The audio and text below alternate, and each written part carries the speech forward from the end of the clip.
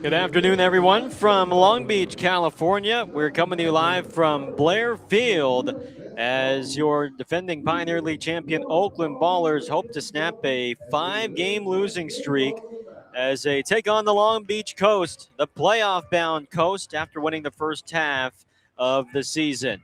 It's your Ballers and the Coast on this Saturday afternoon here in Southern California. Game 2 of this weekend series coming up next right here on Ballers Radio. And we welcome you inside. I'm Gareth Kwok. Thanks for tuning in.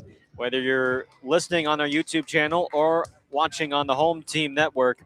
Well, the Ballers were given a second chance last night, but their late comeback fell short in a 5-5 loss. The Coast needed just one home run to defeat Oakland in the knockout round. Cuba Vest hit one homer on one swing to defeat Jeter Ibarra, who did not homer in 5 swings. Just the second time that Oakland has lost a knockout round game this year. And again, Oakland was given a second chance, a gift by Long Beach with 2 outs and the bases loaded in the top of the 9th, with Oakland trailing by 3 against the Pioneer League saves leader. Zach Volker got Noah Blythe to fly ball to left center, but Emilio Corona dropped the fly ball, and it allowed all 3 runs to score, which tied the game up at 5. Oakland rallied by as many as down 4 after they were shut out through the first 6 innings. Nathan Hemmerling threw 6 scoreless innings and struck out 9, one off matching his season high. The Ballers received a good start from the right-hander David Thomas. The Alameda native, the San Jose State righty, pitched 6 innings and allowed 4 runs on 6 hits and 4 walks, although 2 of those walks were intentional walks. And he struck out a career-high 7 to keep the Ballers in the game. Logan Johnson broke the shutout bid in the 7th with a 2-out, 2-run single to cut Long Beach's 4-run lead in half.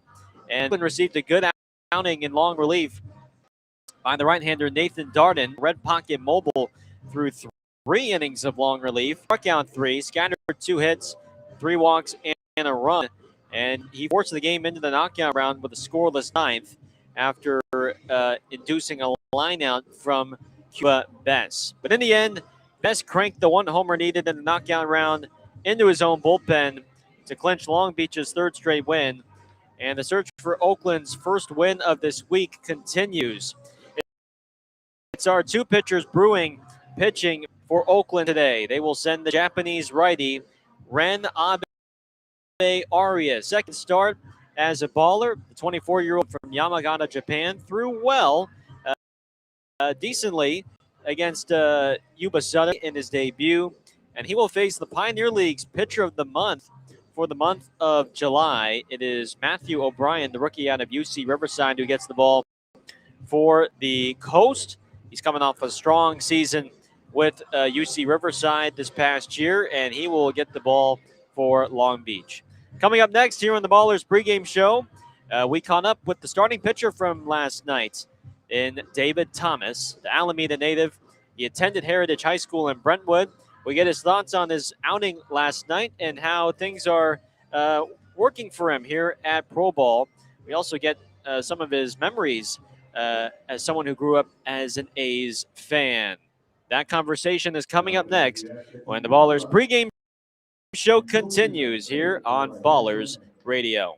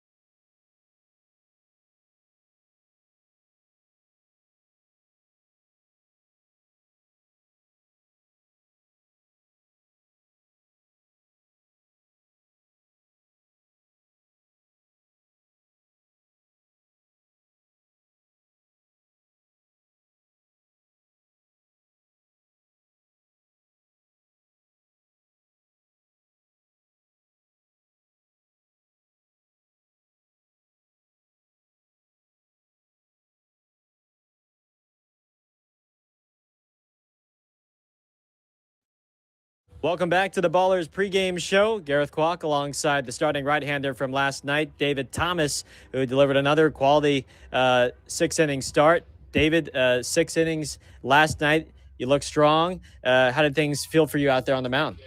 Yeah, had a rough first inning, took a little gut punch in the first, but after that kind of settled in and trusted my pitches and stayed with my strengths. And, from there, continued a good game. What do you think allowed you to settle in after giving up the early homer there in the first? I mean, I felt like I was making pretty good pitches in the first. They were just jumping the pitches. So just throwing the right pitches in the right counts throughout the game really helped me out. A career high 7 strikeouts for you. Were there any particular pitches that felt good for you out of the hand?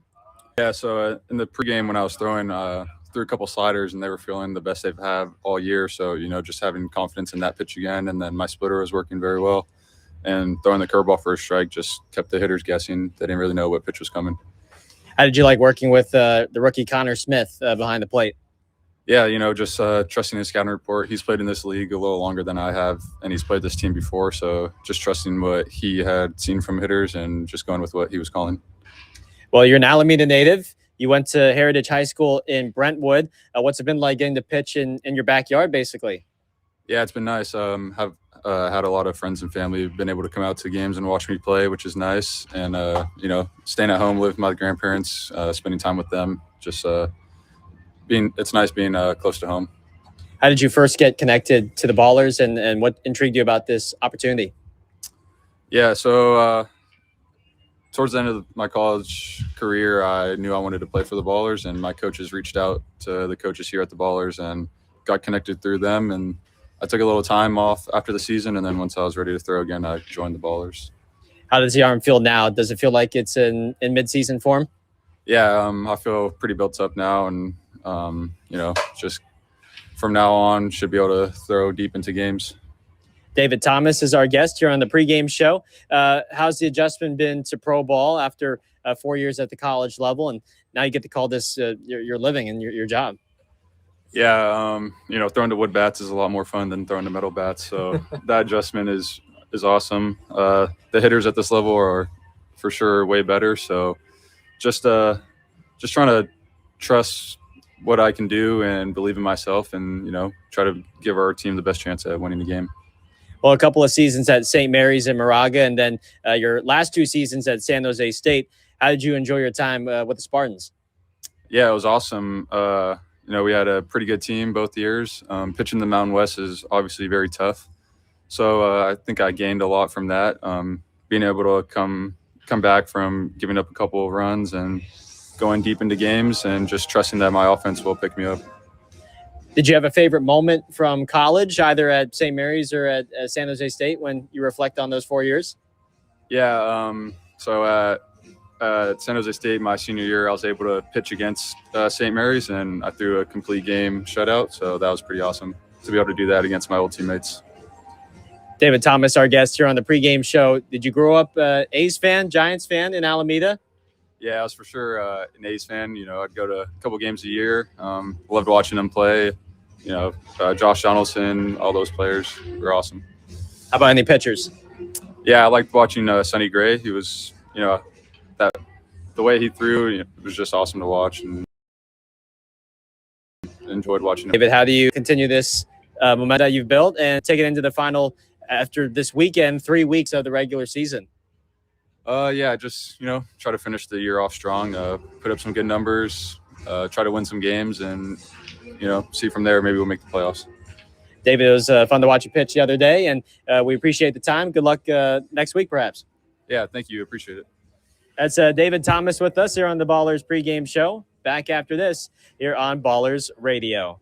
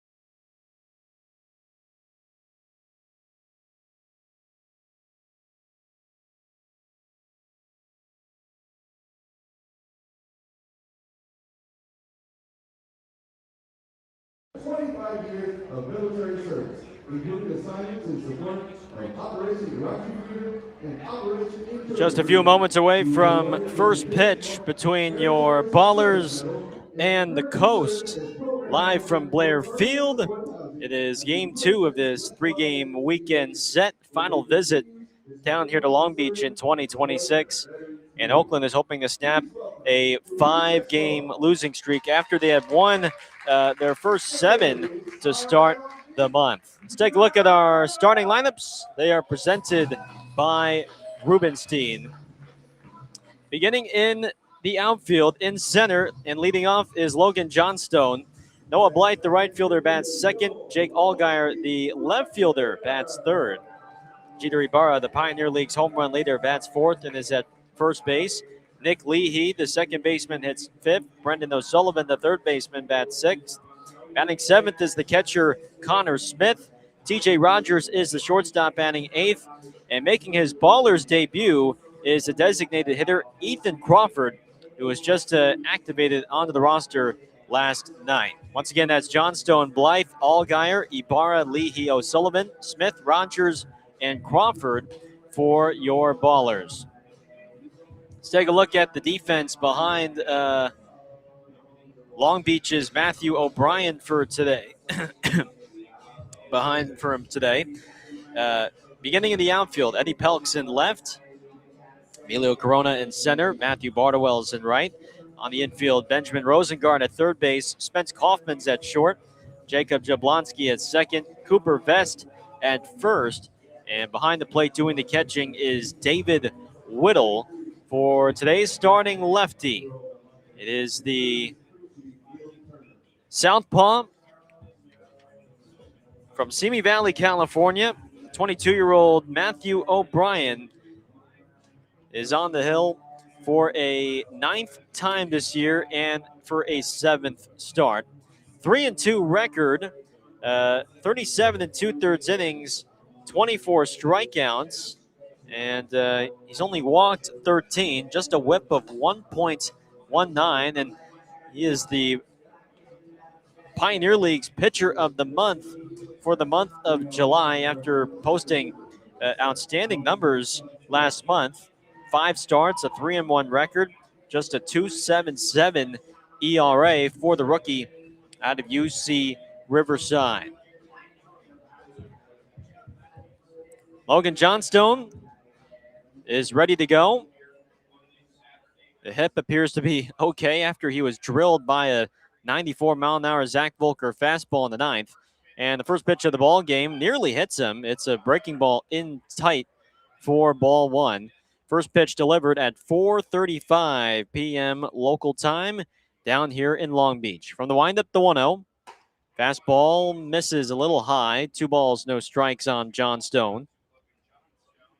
Our game time temperature, 81 degrees. Slight breeze blowing out towards left, 2-0. Johnstone pops it up foul off to the left. It's 2 balls and a strike.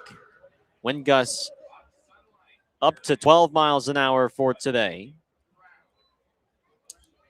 Johnstone hitting .390, 3 home runs, 10 batted in. The 2-1 pitch is popped up in the shallow left. The shortstop Kaufman shuffles to his right and makes a 2-handed catch on the outfield grass, and that's how this game gets started.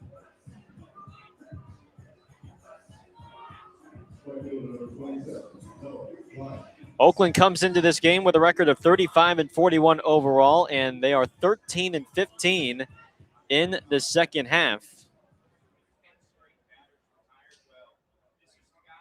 Right now, they are 6 games out of a playoff spot as Blythe skies the first pitch in the deep right center. It'll hang for Corona, who makes a 2-handed catch in the gap. And on 4 pitches, make it now 5 pitches, Matthew O'Brien has the first 2 outs of the day.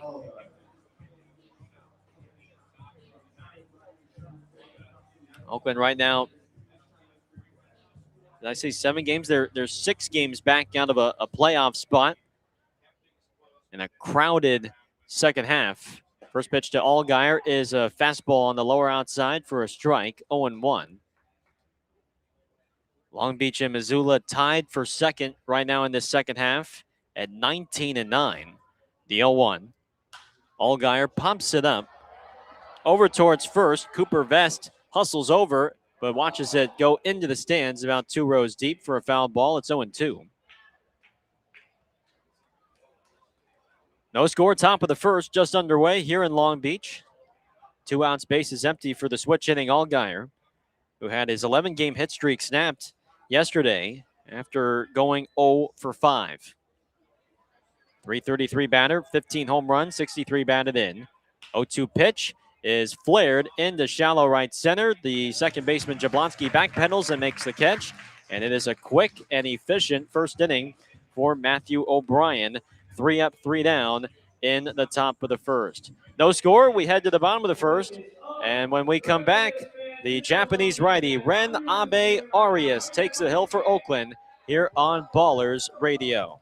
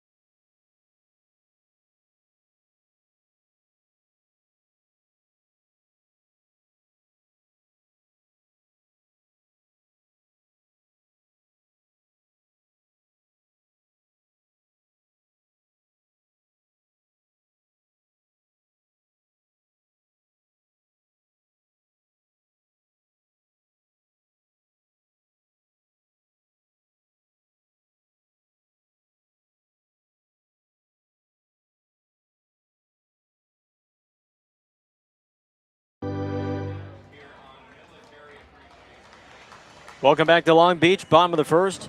No score. Let's take a look at the starting lineup for the Coast as announced by Troy Percival. It's presented by Rubenstein. Leading off is the left fielder Eddie Pelk. Spence Kaufman, the shortstop, at second. Cuba Bess, the designated hitter, hits third. He won the game yesterday in the knockout round. Cooper Vest, the first baseman, bats fourth. Emilio Corona drove in 4 yesterday. He bats fifth and is in center.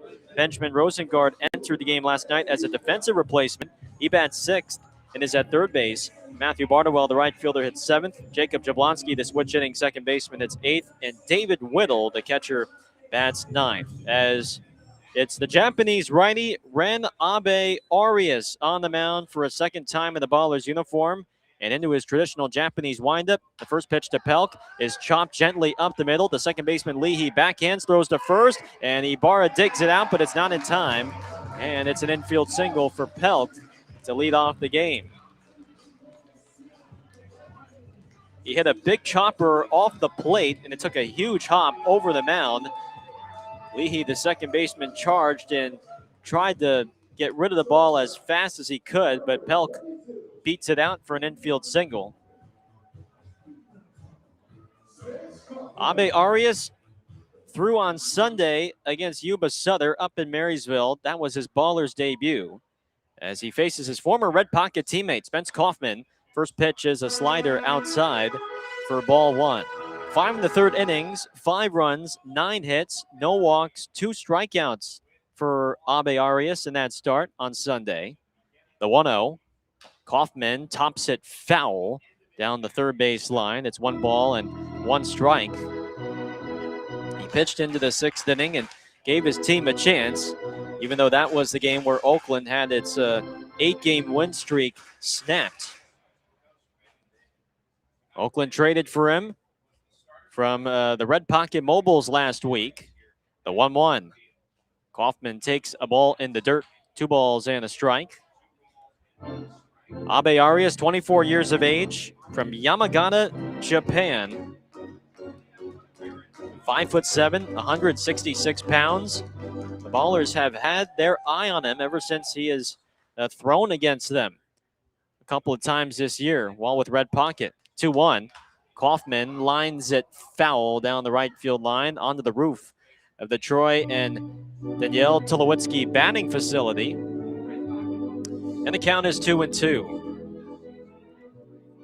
Kaufman, who was recently traded from Red Pocket to Long Beach on the final day of the trade deadline for a player to be named later and cash considerations. The Coast needed someone to fill in a middle infield role after they let go of Patrick Roche, and Kaufman now slides in. 2-2 to Kaufman. Is chopped to third. O'Sullivan has the ball, throws a second for one. Leahy's turn to first. It's a double play. There you go around the horn. 5-4-3. Abe Arias induces the weak ground ball. And there's 2 down for Cuba Bess. Well, that's Abe Arias' game. He's not going to punch out a lot of batters, or he's not going to overwhelm you, but he's got a deep mix of pitches. A fastball, changeup, slider, curveball, and cutter. And he will pitch to contact and try and induce weak contact. First pitch to Cuba Bess nearly hits him. It's a cutter inside for ball 1. No score, bottom of the first, base is empty, 2 down. Abe Arias into the wind, deals. And it's a curveball up and away at 69. 2 balls, no strikes. Cuba Bess won the game for Long Beach last night in the knockout round. Just 1 home run needed to defeat Jeter Ibarra, who did not homer. 2-0. Swing and a miss on a high fastball. That's foul tipped into the glove of Connor Smith, and it's 2-1. 334 batter, 22 home runs, 97 runs batted in. The 2-1 pitch. Breaking ball hammered foul down the right field line. And it's 2-2 on Bess.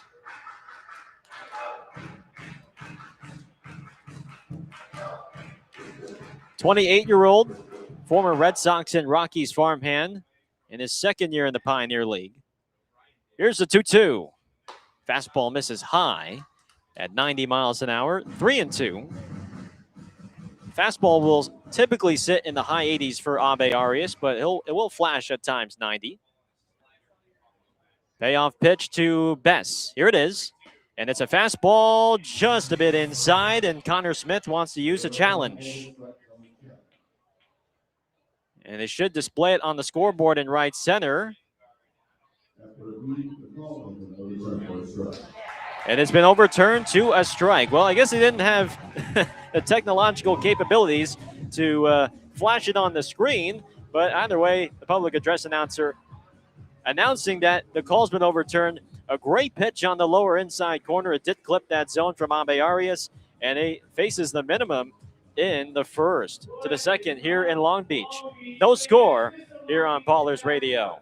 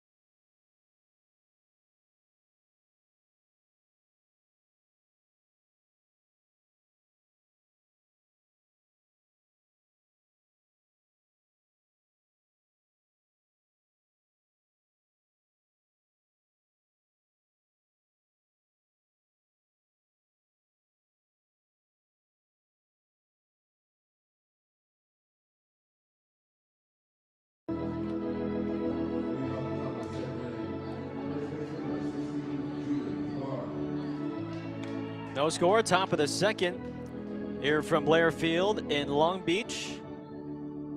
Ran Abe Arias faced the minimum in that bottom of the first, and he struck out Cuba Bess looking on the perfectly placed fastball on the lower inside.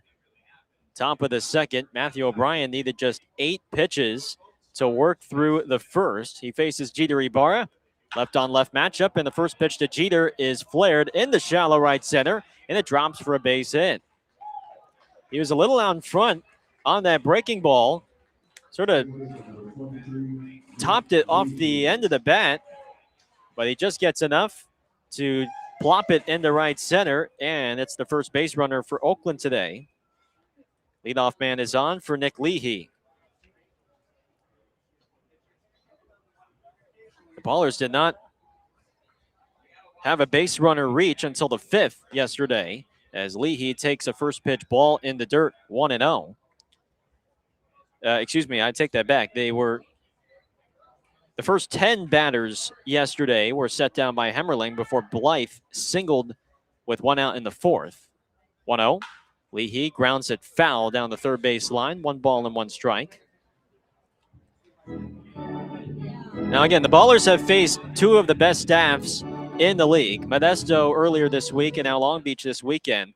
But the offense has really struggled, batting just .191 this week. 1-1. Leahy hits a line drive to third. It's caught by Rosengard. He throws back to first, and Ibarra dives in safely just ahead of the throw. And thank goodness he reacted quick enough, because his first step was towards second base off contact. And once he saw that ball was not going to get past Rosengard, he bolted back to the bag, and just in time. Leahy lines out. Here comes Brendan O'Sullivan. 1 out, runner on first here in the second. O'Brien comes home, and O'Sullivan takes a changeup down and away. 1 ball and no strikes. O'Brien through last Saturday in Glacier.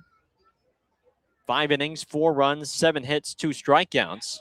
1-0 is off the end of the bat, rolled softly to first, picked up by Vest. He shovels it to the pitcher, O'Brien, and he can't step on the base. O'Sullivan beats it out for an infield single. O'Brien never found footing over there at first. Just received the shovel from Vest, but just kept tapping his foot around, trying to feel for the base, and he never stepped on it. So Ibarra the second. O'Sullivan reaches on the infield hit, and here comes Connor Smith.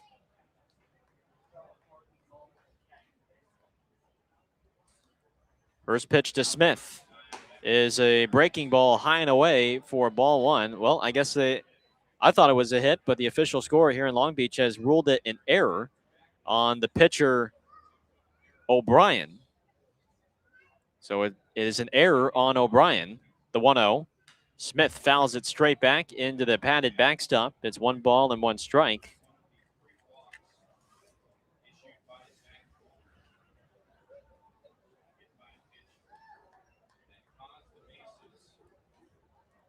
Smith batting .253, 5 home runs, 15 runs batted in, behind the plate for a second straight night.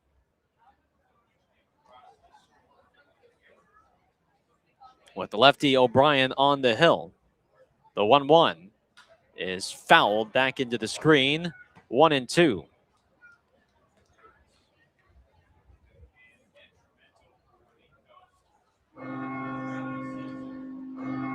Rookie out of Cal State, Monterey Bay, is by now fully settled into a role with this team. Playing alongside Jaden Calora and then serving as a useful bat against lefties. 1-2. Fouled back into the screen again by Smith on the heater.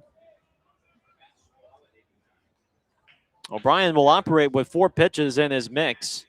Fastball that is currently sitting in the upper 80s. Does have a good changeup, curveball, and a slider.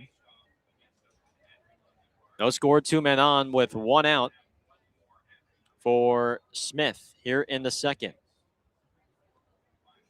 1-2 from O'Brien is fouled back into the screen. So Smith and O'Brien battling it out here. TJ Rogers, the shortstop, waits on deck.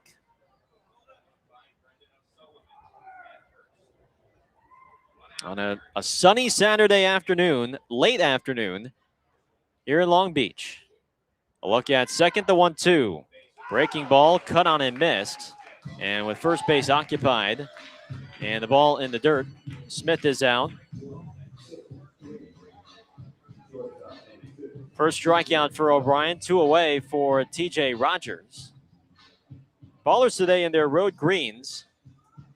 Ballers across the chest in capital letters, block letters, colored in yellow. Gray pants today, green socks. Long Beach going with the black tops. First pitch to Rogers is waved down and missed on the changeup, strike one. Second straight game where they're going as the Regulators' alternate identity, but instead of a white top jersey, it's a black top jersey. White pants, black caps, 0-1. Rogers bounces it foul behind the plate, and it's 0-2. TJ pinch hit for Isai Santos in the 7th last night, and he singled and later scored on the Johnstone 2-run hit. First start of the weekend. The 0-2. Fastball inside. And it's 1 ball and 2 strikes on the former San Francisco Don. 1 for 7 this week. That single last night was his only hit, has been his only hit this week.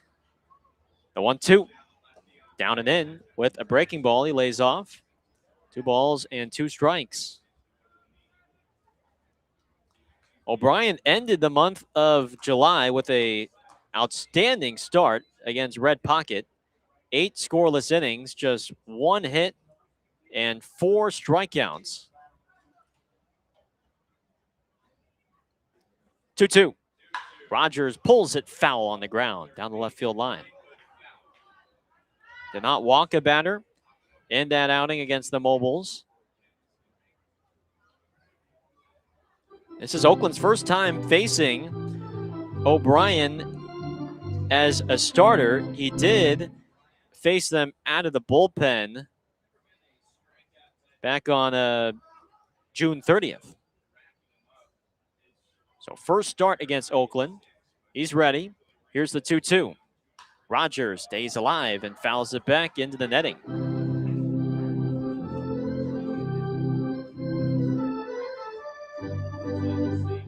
Jack Martin, one of their starters, was placed on the injured list for a little bit over the past couple of weeks. So O'Brien filling in very nicely, as mentioned.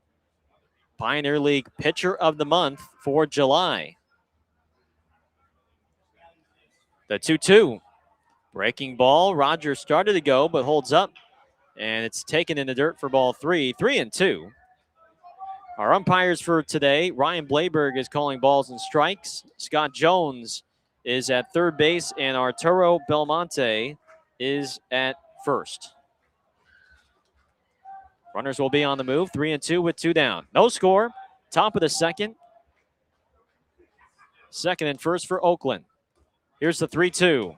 Rogers rolls it softly to third. It's gloved by Rosengard. Double clutch throw to first in time, and the inning is over.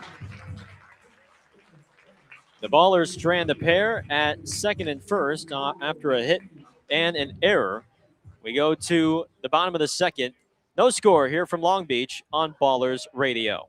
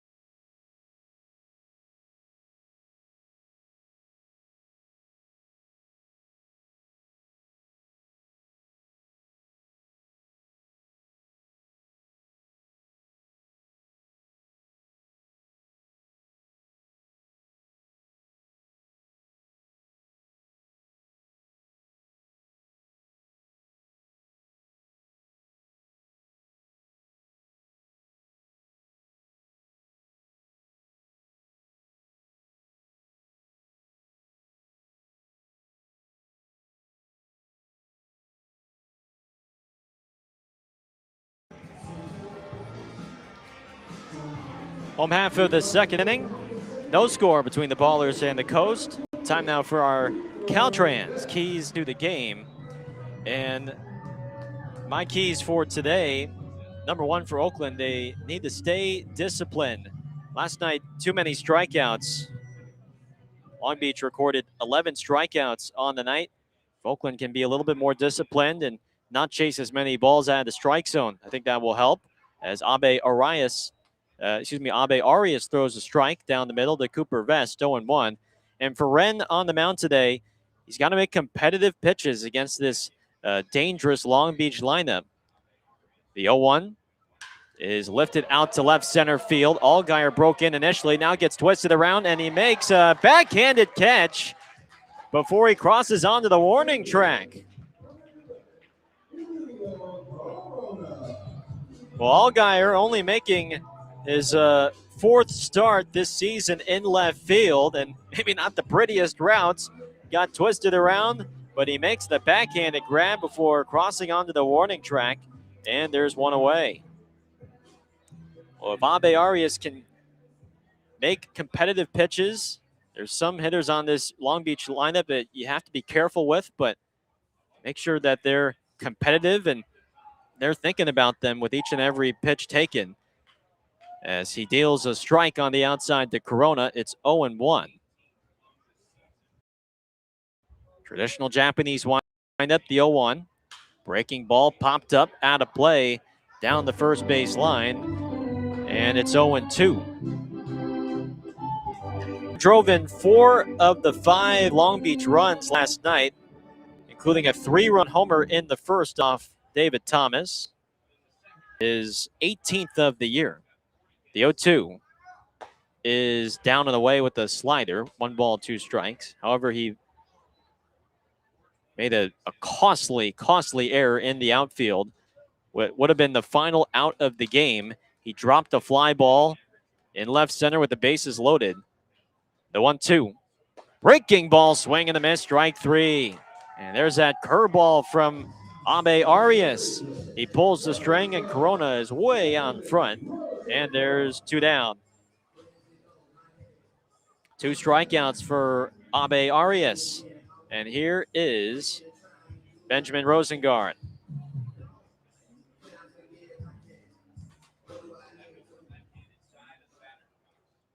Rosengard, a left-handed bat versus the righty Abe Arias. First pitch is a fastball down and in for ball 1. Rosengard batting .345, 2 home runs, and 15 runs batted in, the 1-0. Fastball, middle in, called a strike, and it's 1-1. The former Idaho Falls Chucker reunited with his former manager, Troy Percival. 1-1 is bounced sharply up the middle, and it's through for a base hit.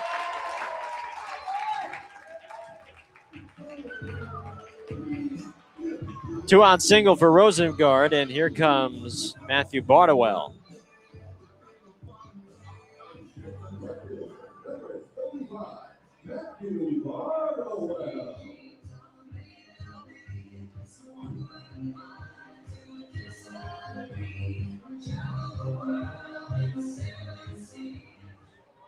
Bardowell batting 7th. He's hitting .362 with 12 homers and 74 batted in.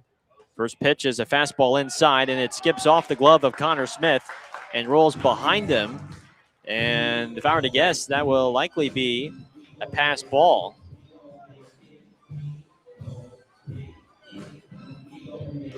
So Rosengard in scoring position. 1 ball, no strikes on Bardowell. Rookie out of Cal State Fullerton. It's not often we've seen him bat this low in the order because, and now we have a balk called on Abe Arias.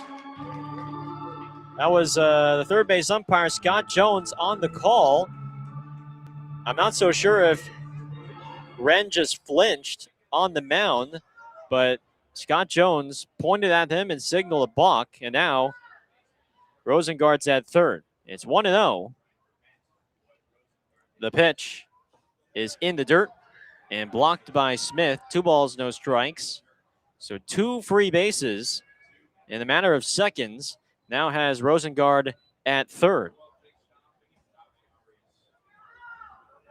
Jacob Jablonski, the second baseman, waits on deck. It's 2-0 on Bardwell. No score here in the bottom of the second. The 2-0. Breaking ball. Clips the outside for a called strike. And it's 2-1.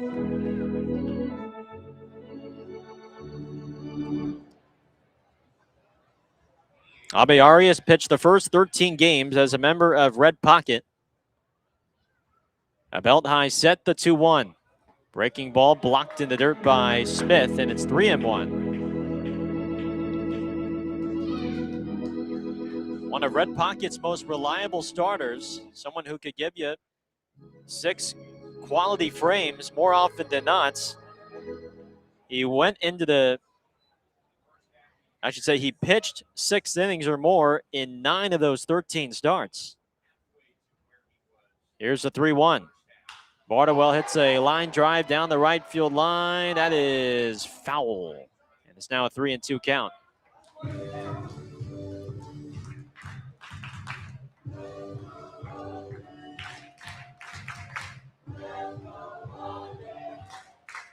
Entering today, Abe Arias has thrown the 6th most innings in the league at 82 in the third. He shakes a couple of times, now nods. Pitch clock down to 8. 3-2 pitch. Fastball is outside for ball 4.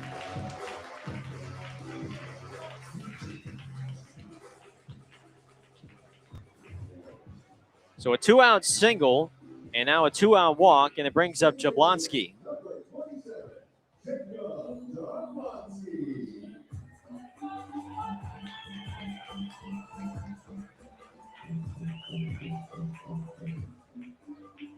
Rosengard at third, Bardwell at first. Jablonski, the switch-hitting second baseman, batting from the left side. And the first pitch is chopped to second, fielded by Leahy. He throws to first, and it's in time for the out. Inning over. Abe Arias gives up a 2-out single and a 2-out walk, but he gets out of it. 2 scoreless so far from the Japanese righty. And we head to the third. It's Oakland nothing, Long Beach nothing here on Ballers Radio.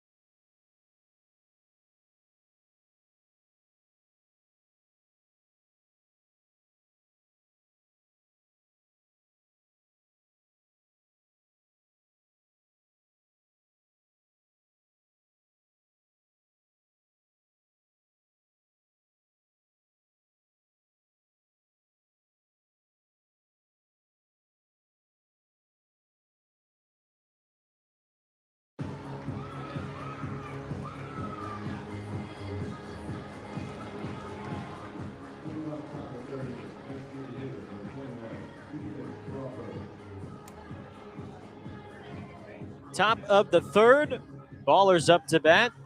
0-0 our score.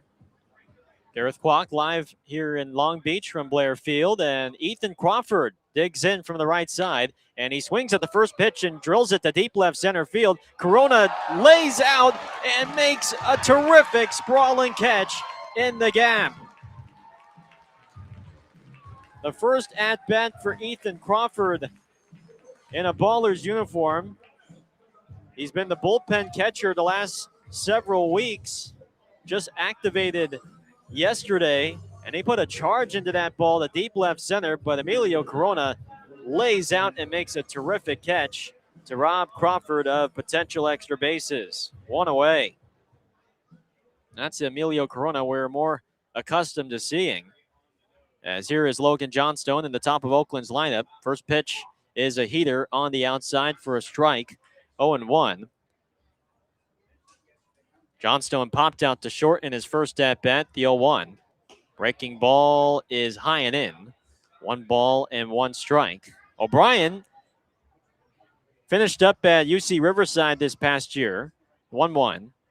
Fastball misses away, 2 balls and a strike, but he started his college career at the University of Hawaii at Hilo in Hilo, Hawaii. 2-1. Breaking ball chopped to first. That's a fair ball. Just stayed inside the chalk. And it's picked up by Vest, who steps on first base. And there's 2 down.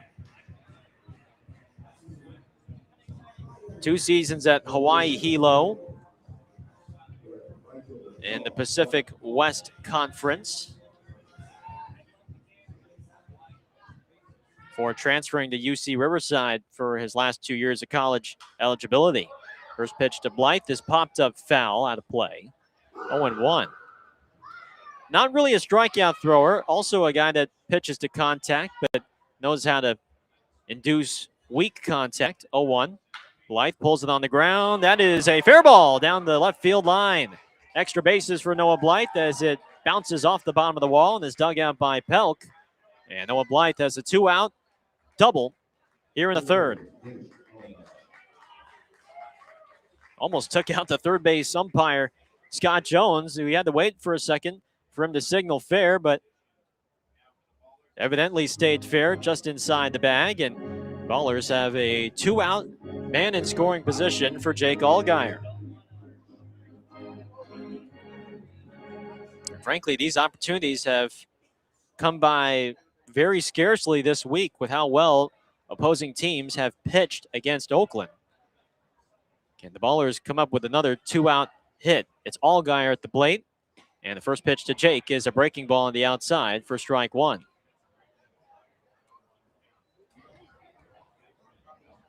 No score, third inning, 2 outs. Blythe at second. Oakland trying to snap a 5-game losing streak. A belt high set, the 0-1. Allgaier swings and misses at a ball in the dirt. You don't see him chase very often. It's 0-2 now.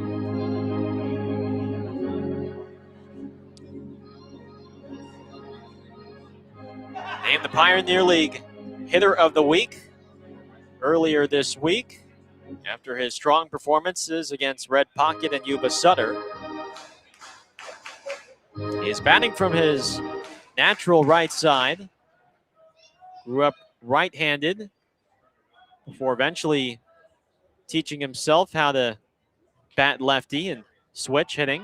0-2 is hit high and deep to left. Pelk is at the warning track. Now he circles behind the ball and in front of the warning track. He makes the catch and the inning is over. Blythe hits a 2-out double, but he's stranded there. And we go to the bottom of the third with the Ballers and Coast still scoreless here on Ballers Radio.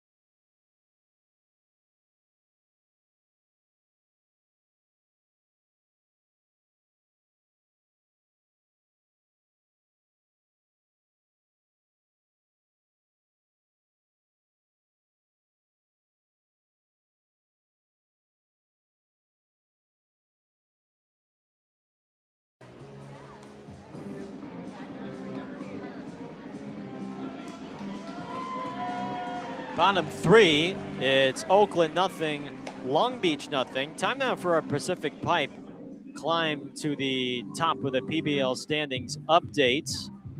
Well, if the season were to end today, it would be Modesto in, and it would be Missoula in, with Long Beach occupying a top two spots in the second half.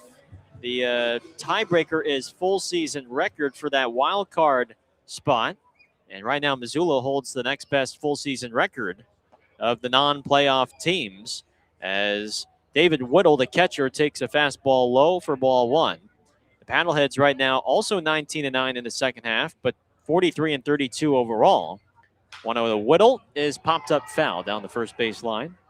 1 ball and 1 strike. Right now, Modesto 26-2. They lost last night to Yuba Sutter in walk-off fashion. Their 18-game win streak came to an end yesterday. The pitch, there is a strike. Good fastball on the low outside corner from Abe Arias, and it's 1-2. I should say their 17-game win streak, not their 18-game win streak.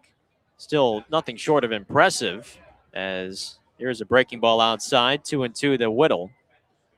A walk-off win for the Freebirds against Modesto, but they still have a commanding lead, 26-2 in this second half.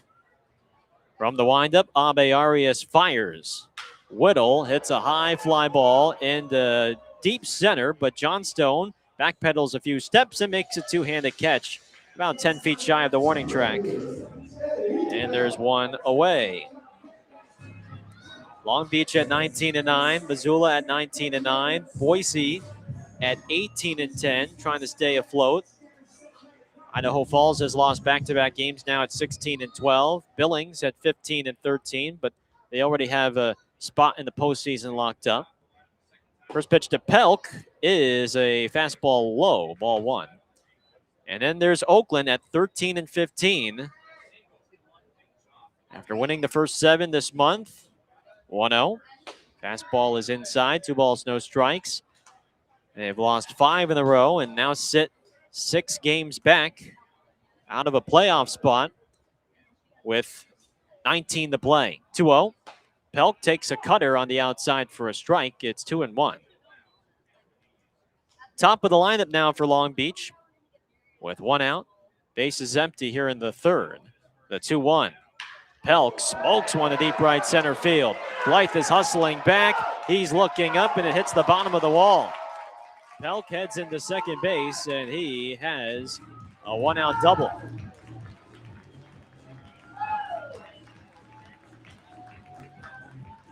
He's an extremely tough out.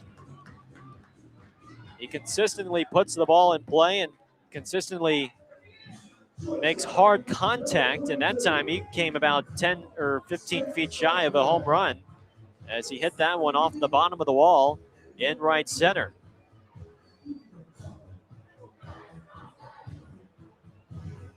So Abe Arias back into the stretch. Here is Kaufman, his former Red Pocket teammate, at the plate. First pitch to Kaufman is fouled straight back into the screen for strike one. Well, Kaufman has now faced 2 of his former Red Pocket teammates. He faced Nathan Darden last night, who pitched in long relief. And now he gets to face Abe Arias. The 0-1. Line foul down the first base line. It's 0-2.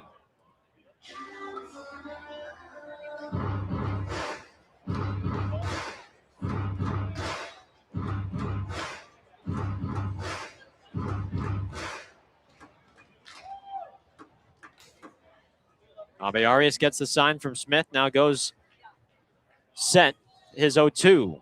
Breaking ball, chopped to short, scooped up by Rogers, and his off-balance throw to first is in time for the second out. TJ makes it look so smooth out there at short, even though that's not an easy play. That's a in-between hop that he scoops on the charge, and then he makes an off-balance throw. He likes to throw off on the run. So with 2 down, Pelk at second. Here's Cuba Bess. First pitch to the lefty is a fastball in the dirt for ball 1. Cuba Bess is an imposing figure in that lefty box. 6'2", 230 pounds. Major power from that left side, and someone who hits the ball extremely hard. Abe Arias looks at second, the 1-0. Breaking ball, popped up. Shallow right, Blythe doesn't see it. Ibarra, the first baseman, sees it. He's on the foul line, and he makes the grab, and the inning is over. Abe Arias strands the 1-out double. He's through 3 scoreless on this Saturday here in Long Beach, and we go to the 4th. Oakland nothing, Long Beach nothing, here on Ballers Radio.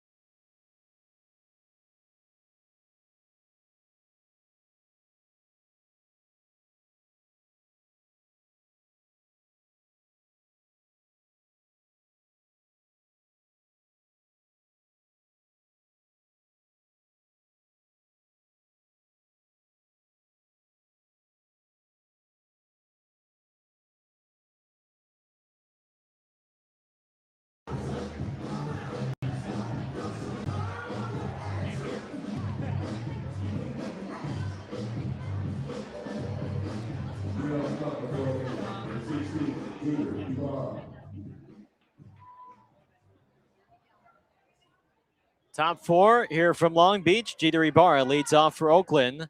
We are scoreless the first 3 as Ibarra fouls the first pitch off of his hands into the screen for strike 1.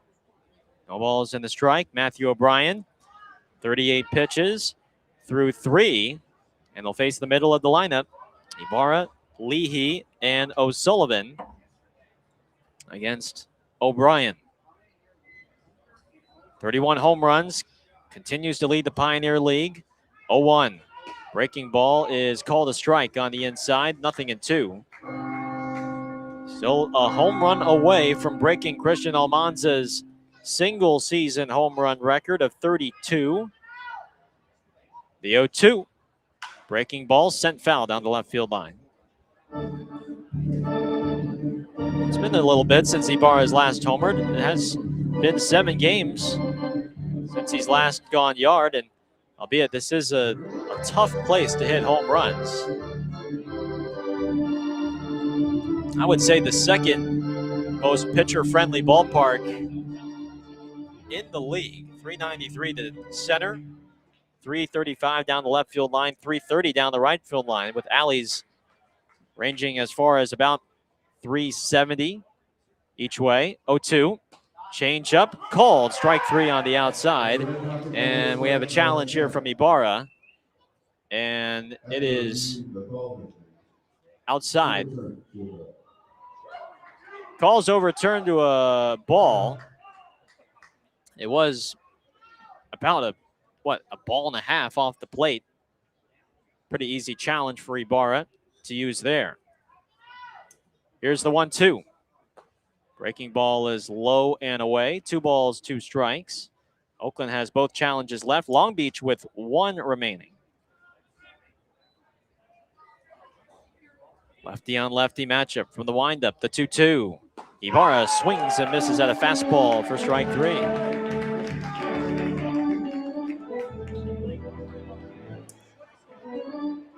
Two strikeouts for O'Brien. And here is Leahy.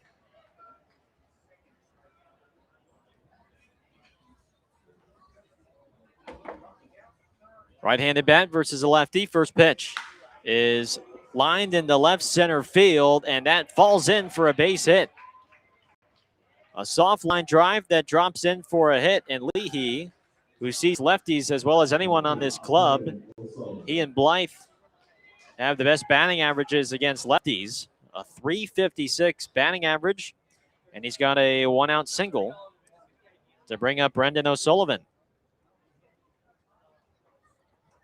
The Ballers have gone men on here against O'Brien the last 3 frames, but nothing to show for it. Here is O'Sullivan now. First pitch is grounded. That's fair. That's down the third base line. A broken bat, ground ball, fair down the line. And on the move is Leahy. He is rounding third, and he will score without a throw. Brendan O'Sullivan, a broken bat, RBI double down the left field line. And for the first time this weekend, the Ballers take the lead. It's 1-0 Oakland here in the 4th. You want to talk about an excuse me double down the line. O'Sullivan was well on front on that breaking ball. He broke the bat. It hit the very end of his bat. But boy, oh boy, that ball just stayed inside the line fair, snuck inside, and rolled down the left field line into the corner for a go-ahead double. Here's Connor Smith, who takes a changeup outside for ball 1, and the catcher Whittle is going to use a challenge. This is their last one left. After review, call has been overturned to a strike. Call's been overturned to a strike. That time the scoreboard displayed the strike zone correctly. 0-1 on Smith. For O'Sullivan, his 22nd RBI of the year. 0-1. Smith leaves a breaking ball low. And it's 1-1. And frankly, Brendan needed that. Had such a great month of July.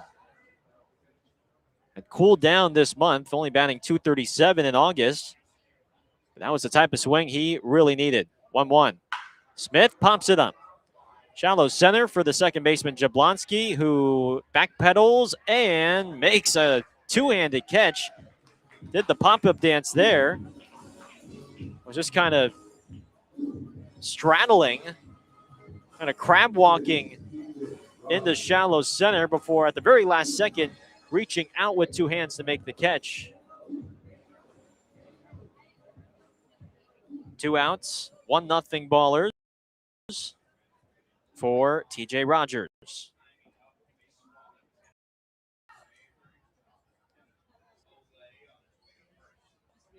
A look at second pitch. TJ takes a ball in the dirt, blocked nicely by Whittle, and it's 1-0. As a matter of fact, first lead that Oakland has held in any capacity. I mean, they did not lead at any point in the Modesto series, and they trailed for almost the entire game last night until tying the game with 3 in the 9th. Here's the 1-0, cut on a miss by Rod, ball and 1 strike. So the first lead of the week for Oakland, which is a sentence that we often for a team that's hit well for much of the year. 1-1 to TJ. Breaking ball down the middle, called a strike. It's 1-2. And when the Ballers score first, often not, they do win the game. 25-18 in games where they have scored first. 1-2. Rogers takes in the dirt, and Whittle smothers it at the plate. 2 balls and 2 strikes.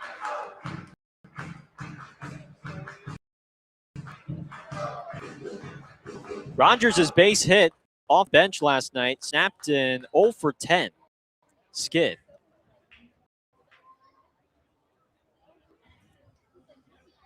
It's 2-2. 1-0 Oakland here in the fourth. The pitch is waved down and missed for strike three.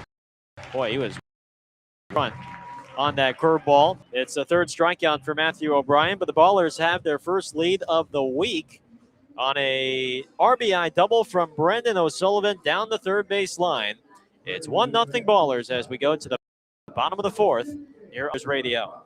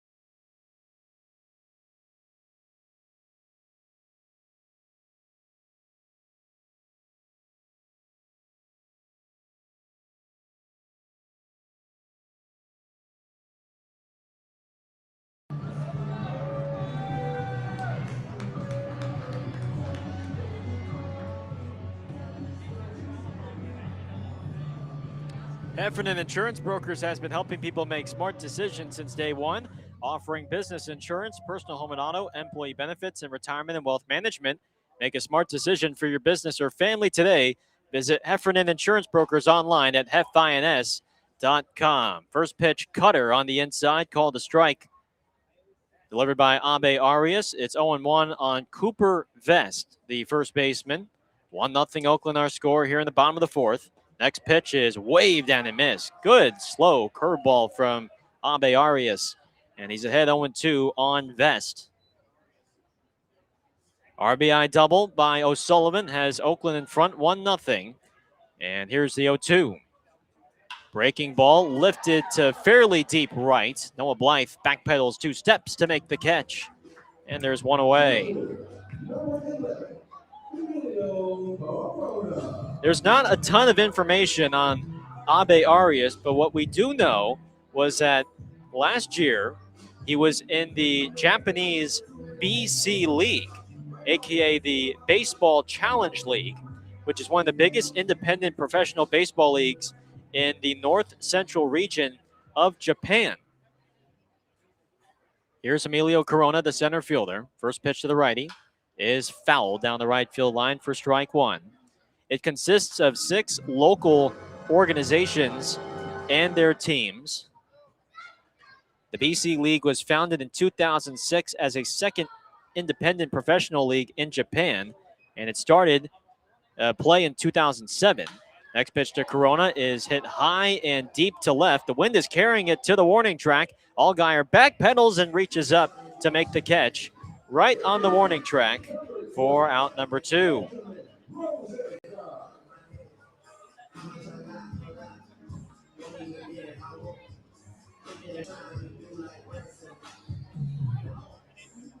So Abe Arias was in the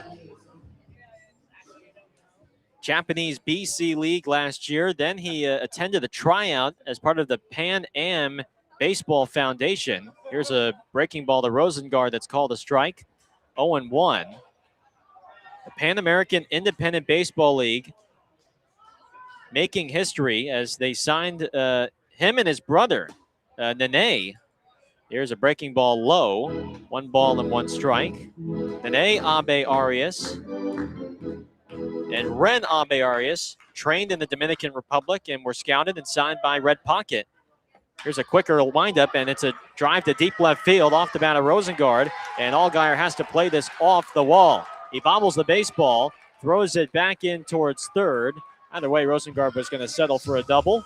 It's a two-out, two-bagger for Benjamin Rosengard, and here comes Matthew Bardowell.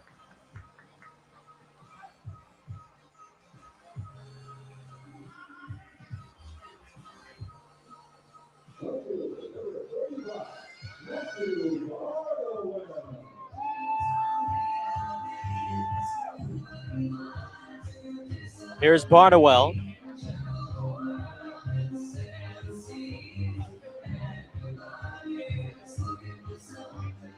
He wants a new baseball, looks like. Bardowell was getting ready to go, but Ren just kept flashing the baseball in front of him and was trying to tell Ryan Blaberg, hey, I want a new ball. So now he exchanges baseballs with the ball boy. 1-0 Oakland, tying run at second for Long Beach with 2 down here in the fourth. And the first offering to Bardowell is a broken back grounder to short, fielded by TJ Rogers. He tosses to first in time, and the inning is over. Ren Abe Arias with 4 scoreless in the books. We head to the fifth. Oakland leads 1-0 on Long Beach here on Ballers Radio.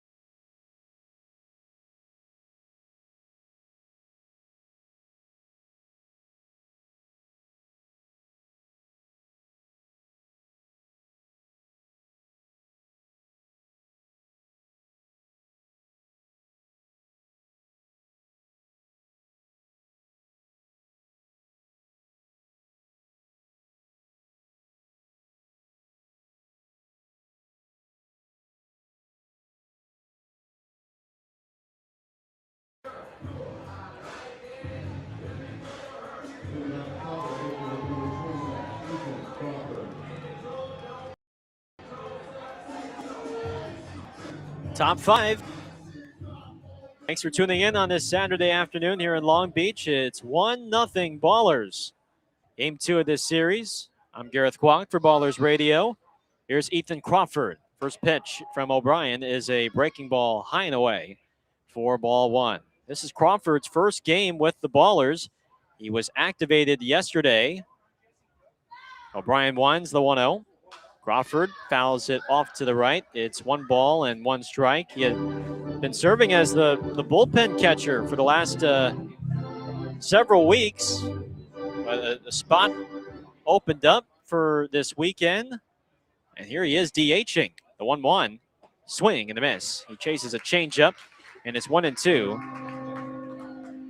He does have Pioneer League experience. Last year in Boise for 19 games, and he batted .278 with 3 home runs and 13 batted in. The 1-2. Breaking ball grounded to short. It's backhanded by Kaufman. He sets the feet, throws to first, and it's just in time to get Crawford. He's a Tiburon native who attended Redwood High School in Larkspur before attending Grinnell College in Iowa. He's 0 for 2 in his Ballers debut, and here comes Logan Johnstone. Time now for our to chat with G and TP in this 5th inning. First pitch to Johnstone is down and away for ball one. And as I'm sure you've heard throughout our broadcast down here in Long Beach, the organist for Long Beach, his name's Jeff Liftman. He does fill in for the Dodgers at times. Johnstone takes a strike, 1-1, and he gave me a very nice tour and gave me some background info on the built-in organ that they have here in the press box. And it just got me thinking, like, okay, that certainly would be an instrument I'd love to play and try out someday. Here's a 2-1 pitch, popped up down the third base line. Rosengard chases after it and tries to make the catch, but he can't. It would have been a sensational play over the shoulder, but he missed. 2-2. Here's a little bit of Jeff on the organ.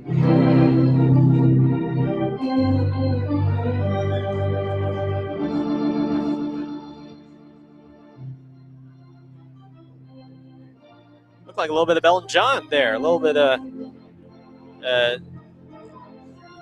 I think Saturday Night's All Right for Fighting. Yes. So he can pull out all the tunes, and it got me asking, it got me thinking, the 2-2 pitch to Johnstone is a fastball high, 3-2. What instrument would you like to try if you were granted an opportunity to try an instrument, or if you had the time to try an instrument? 3-2. Johnstone pops it up over towards third. Rosengard might have enough room. He's by the Ballers dugout. He reaches out, makes the catch on the extended warning track, and Johnstone fouls out for out number 2. So again, our question for today, what instrument would you like to try, or would you have liked to try growing up or even now? For me, when I was younger, it was the alto sax. First pitch to Blythe is lined sharply into left field, and that falls in for a hit. Now we got a hanging changeup middle in, and he barrels it into left for his second hit of the day. 2 outs. Blythe at first for Allgaier. And it was the alto because as someone that enjoys listening to jazz and enjoys listening to saxophone solos and just seeing them take the stage and everyone's attention and their eyes are fixed on the saxophone players, I just thought it'd be a cool instrument to try out. Here's Allgaier. First pitch is a breaking ball, lined softly into center for a base hit. So the same pitch that O'Brien threw to Blythe that was barreled into left center, he throws another changeup over the heart of the plate. That time hit a little more softly by Allgaier, but it's a 2-out single. Back-to-back 2-out singles, and here is the Pioneer League's home run leader in Jeter Ibarra.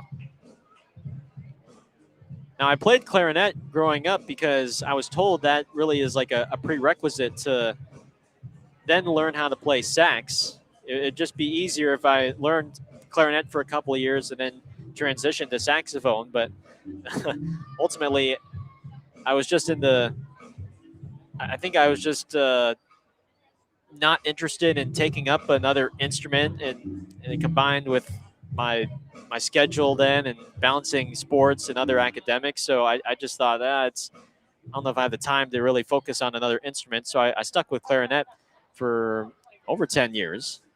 First pitch to Ibarra is a breaking ball up and in for ball 1. But I certainly wish I had, I think, now that I think about it, I wish I had the time to just take up the instrument and learn it just for the sake of it.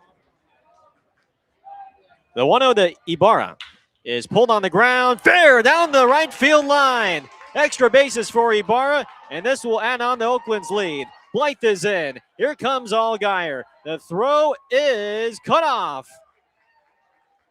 Jeter Ibarra drives in a pair with a double down the right field line, and the Ballers now lead 3-0 here in the 5th. They have been tight roping the foul lines today. Blythe had one. O'Sullivan had one down the third base line. This time Ibarra sneaks one down the right field line, just inside the chalk. RBI 87 and 88 for Jeter, and that's 3 straight 2-out hits. And the Ballers now lead 3-0 here in the fifth, as here is Leahy. First pitch to Nick is a fastball high for ball one.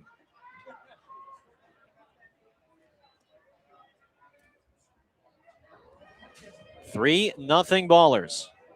Biggest lead of the week. The 1-0. Leahy hits a line drive in the right center. That's a base hit, and this may split the gap. Ibarra scores. Leahy heads into second, and he'll drop anchor there. A fourth consecutive two-out hit. It's a double for Leahy to bring home Ibarra, and the Ballers now lead it 4-0 in the fifth. And right now, O'Brien is leaving this changeup over the middle of the plate. I mean, that's the third changeup he's left over the heart of the plate.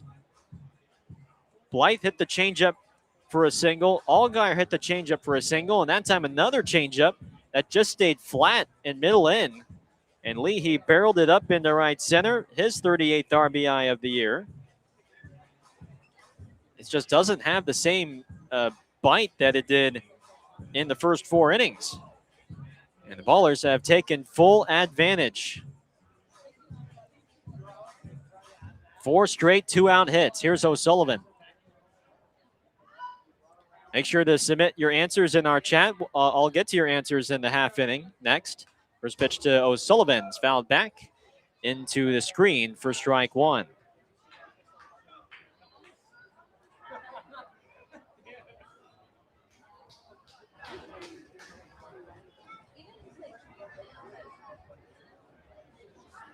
O'Brien at 60 pitches on the day. A 1. Flied to right. To the right fielder, Bardwell moves to his left and makes the play. And the inning is over. The Ballers score 3 runs on 4 two-out hits. Ibarra doubles in 2. Leahy doubles in 1. And we're halfway home here in Long Beach. 4-0 Ballers, our score here on Ballers Radio.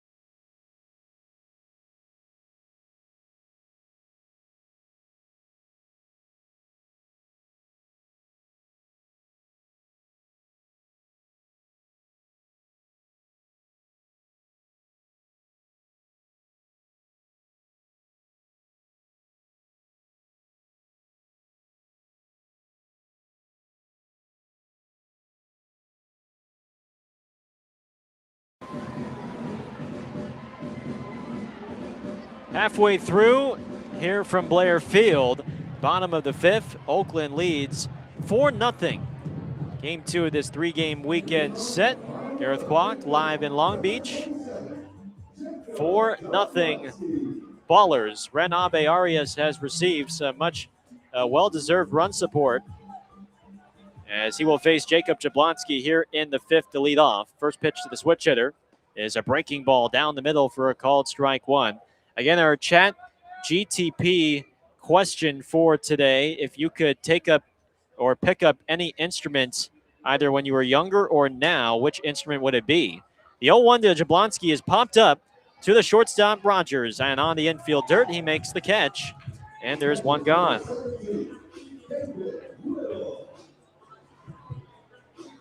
I'll give everyone a few extra seconds to submit their answers in our YouTube chat.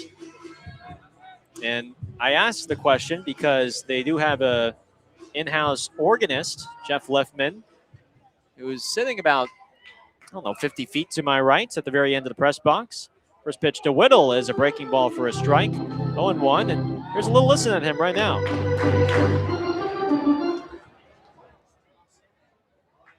He can play all the hits, the throwbacks, some Elton John, Kendrick Lamar.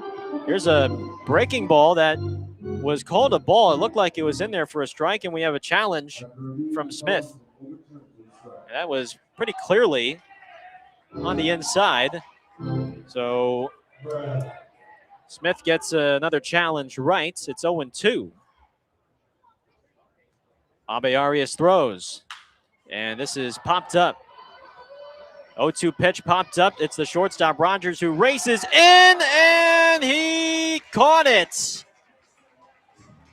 He flails back at the very last second after almost overrunning the pop-up to the left of the mound.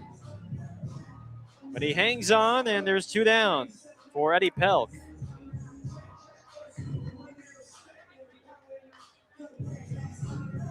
Top of the lineup, here's Eddie Pelk. He and Rosengard have given Abe Arias the most trouble. 2 hits, including a single and a double. First pitch, breaking ball is low for ball 1. 1 ball and no strikes. The 1-0 from Abe Arias. There's a fastball on the outside for a called strike. And it's 1-1. Pelk drew his 100th walk yesterday. Now he's had 101 walks this year. Next pitch, breaking ball outside, 2-1. By far leads the league in that category. 101 walks. He has already broken last year's single season record. The pitch is a cutter outside, 3-1. All right, let me go through some of the answers for today's question. I did see Xavier's answer. Xavier said the Trumpets. 3-1. Fastball, that is in there for a strike, and it's now 3-2.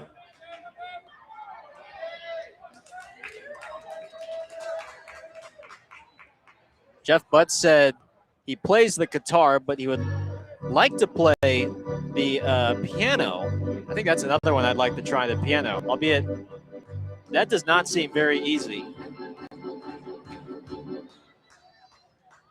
I mean, the amount of hours that you have to put into that compared to other instruments, I think is night and day. 3-2 pitch.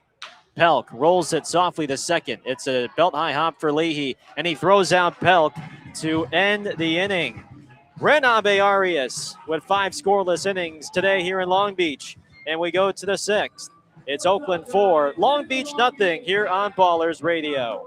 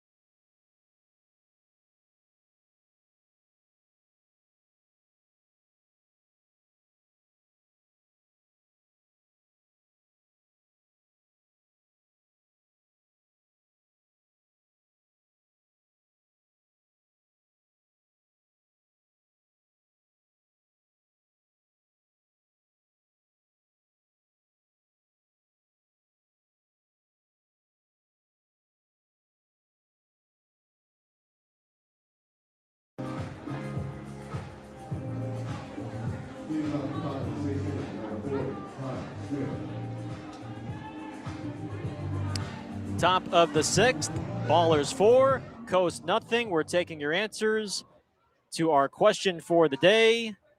what instrument you would like to pick up if you were younger or even now. Connor Smith takes a ball low and in, ball one. Lisa Feldman says bass guitar. Next pitch to Smith is flying in the shallow right. Bardowell broke back initially, but now hustles in to make the catch. One down for TJ Rogers. Hi, Dawn. Dawn says the piano. Jeff Butts, on behalf of Nancy, says she would like to play the viola, oboe, and the banjo. My sister played the viola, and we would sit next to the oboe players. And as far as us clarinetists, here's a breaking ball outside to TJ for ball one. And I always thought oboe was a tough instrument to play. The reeds are quite stiff. 1-0. Rogers fouls it off to the right. It's 1-1. And they have to, they play the instrument a little bit differently than us woodwinds. Kind of have to press their lips together to then play sound. Here's a fastball inside. 2 balls and a strike. Next pitch. Rogers bounces it softly to third. Rosengard charges, double clutches, throws to first, and TJ is retired by a half step. 2 down for Ethan Crawford. Kind of have to put your lips together like you're saying and then you blow into the oboe that way. Here's Crawford. First pitch is a heater inside for ball one. Lisa asks, she can't recognize my voice or Tyler's voice. Is this Tyler calling the game? No, this is Gareth. This is Gareth on the call. Here's a fastball inside. 2 balls, no strikes. But you will hear from Tyler next week when we begin our next homestand. 2-0 pitch. Breaking ball. That's in there for a strike, knee high. 2-1.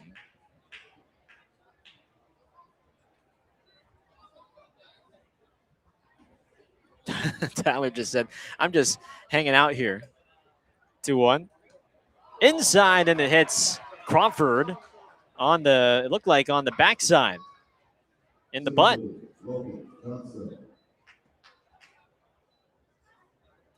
So a 2-out base runner. This is how Oakland scored 3 in the 5th with 2 outs. And here is Johnstone.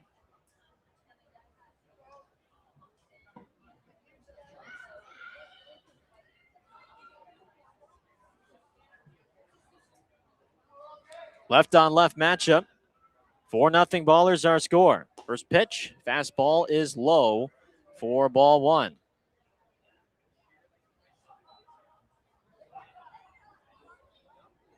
Kenneth Sillers says he used to play the clarinets. Very nice. The 1-0. Breaking ball. That's in there for a strike.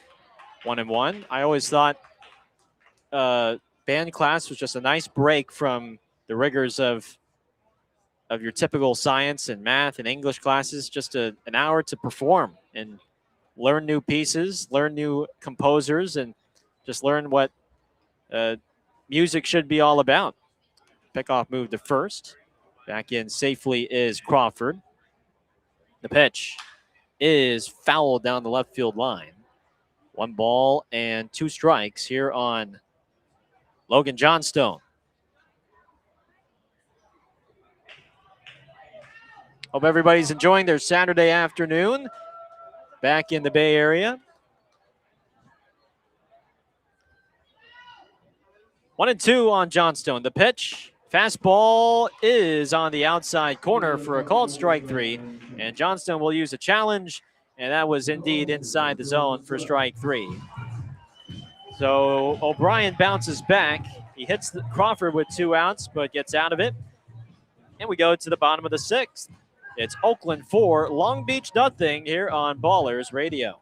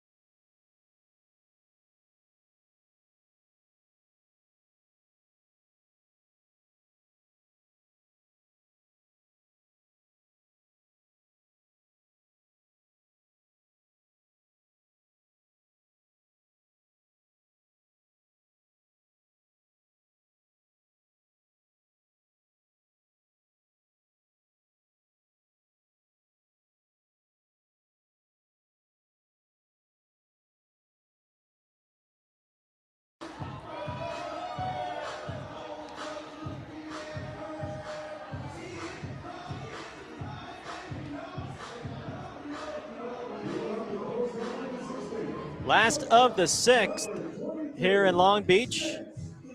It's 4-0 Oakland, our score. Ren Abe-Arias still in the ball game. Right-hander in his second start as a baller. He's been very sharp thus far. 5 innings, 4 hits, 2 strikeouts, just 1 walk. And he faces Spence Kaufman. The first pitch is grounded sharply into right field for a base hit.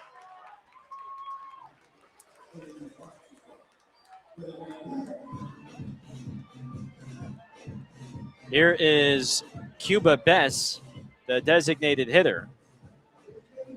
Let's take a look at our out-of-town scoreboard here in the Pioneer League while we have a moment. We are one of the first games to get going. Everyone else just getting started. Idaho Falls at Ogden, scoreless in the bottom of the second. First pitch to Bess. Fastball misses low for ball 1. Great Falls leads 1-0 on Missoula in the bottom of the first. Glacier and Billings scoreless in the top of the second. And just underway, Red Pocket and Boise in the top of the first. 1-0. Bess takes a breaking ball down in the dirt. And it's 2 balls and no strikes. Modesto and Yuba will kick things off in about a half hour up in Marysville. The Roadsters had their 17-game win streak end last night. 2-0 to Bess. Is waved and it missed on a high fastball. 2-1. Abe-Arias at just 58 pitches through 5 innings. Trying to remain efficient. The 2-1. Bess hits a roller to first. That's gloved by Ibarra. And the first base umpire, Arturo Belante, signals a foul ball. That was awfully close. The ball was bouncing in fair territory, but it did look like it was going to bound foul at the very last moment. And I think when Ibarra gloved that ball to his left, his glove was outside of the line. So the count is now 2-2.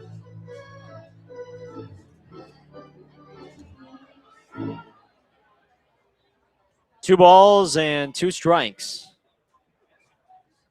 Abe-Arias, belt high set throws. Breaking ball, broken bat, flare into right center field. It's a base hit. And Kaufman heads for third. He'll get in there standing. I mean, that's a great pitch from Abe-Arias. He gets Bess to reach out, break his bat. But Bess is just so strong where he can dunk that into shallow right.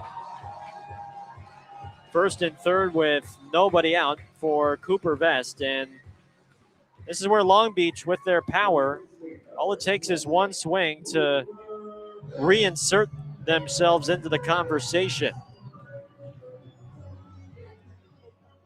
The Ballers will take a double play ball here.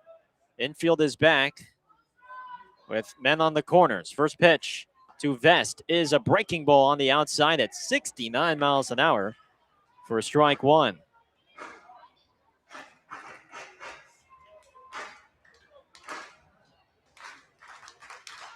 Vest, the hitter, is in the shade. Abe-Arias, the pitcher, in the sun. 0-1, fouled back into the screen. And it's 0-2. I mean, there's really nothing Abe-Arias could do better on that pitch. Got the result he wanted, which was a weak little flare, but that's baseball for you. It'll find spots in the field for it to drop. 0-2 on Vest. Here's the pitch. Vest bounces it up the middle. Shortstop Rogers steps on second for 1 out. The turn to first, he throws high, and it's not in time as Ibarra can't apply the tag with the throw being high and wide. So that allows Kaufman to score. And man, that should have been a double play. A run in for Long Beach. Instead, 1 run in. A man on first. 1 down in the 6th for Corona. It's now 4-1 Ballers in the 6th inning. TJ just sort of threw a changeup to Ibarra.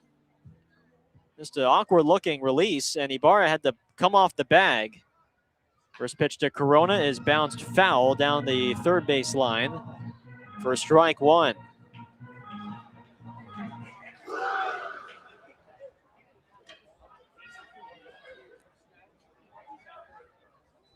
I mean, TJ had plenty of time to make the throw, pickoff throw to first, and back in with a dive is Vest.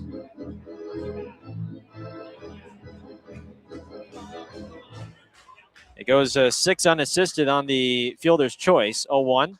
Breaking ball, flied in the shallow center field. Johnstone hustles in, now slows down and makes the grab. And there's 2 away for Rosengard.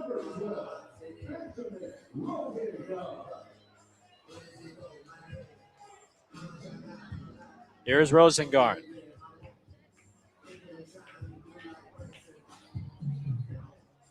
Ren Abe Arias. His mother is Japanese. His dad is of Mexican descent. Spin throw to first. Vest dives in safely. His grandfather lives in Ventura, and he is in attendance today to watch his grandson pitch. First offering to Rosengard is a fastball outside for ball one. And he has made trips to America to visit his grandfather in Ventura, but otherwise calls Japan home. The 1-0. Breaking ball down the pipe, called a strike, and it's 1-1. This is the longest he has ever stayed in America. Of course, a couple of trips to see his grandfather, but this is by far the longest he has stayed in the States. 1-1. Rosengard takes a fastball at the knees for a strike, and it's 1-2.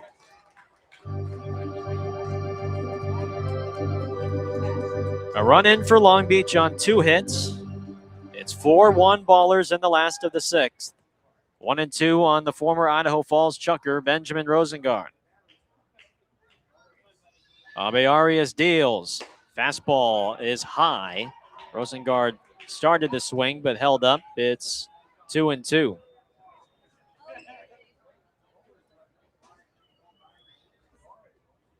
Middle infield is pinched up the middle for Oakland, even though there is 2 down.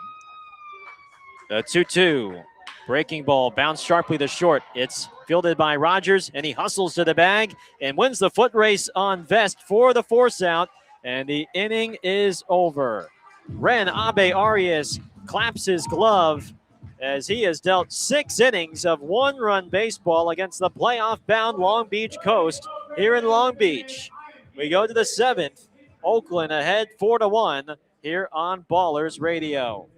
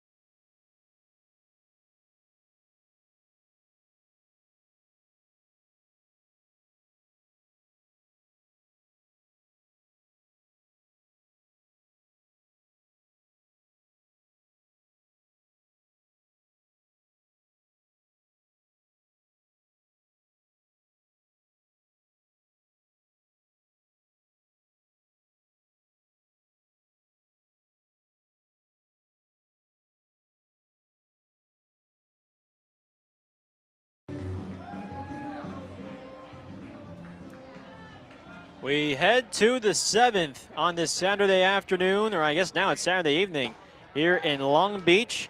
Noah Blythe waves and misses at the first pitch fastball from O'Brien, 0-1.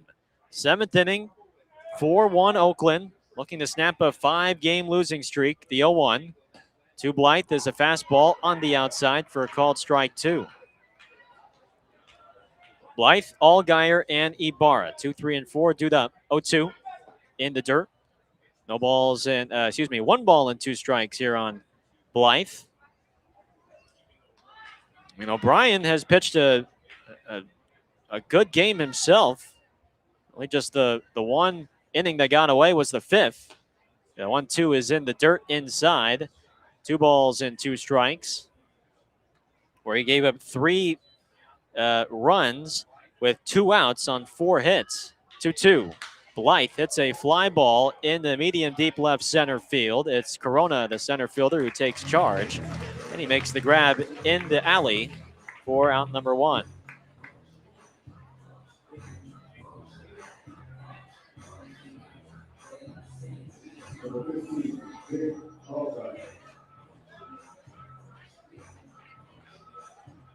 Here's Allgaier. Series finale scheduled for tomorrow afternoon at 1:05. We'll have the Ballers pregame show at 12:50. First pitch to Jake is popped up down the first base line. It lands foul. 1:05 first pitch. And tomorrow's anticipated pitching matchup is the left-hander Reed Butts for Oakland against Jack Martin of Long Beach. Tomorrow afternoon at 1:05. 0-1. Allgaier hits a hard grounder, but right at the second baseman Jablonski, who scoops it up and lobs it over to first for out number 2.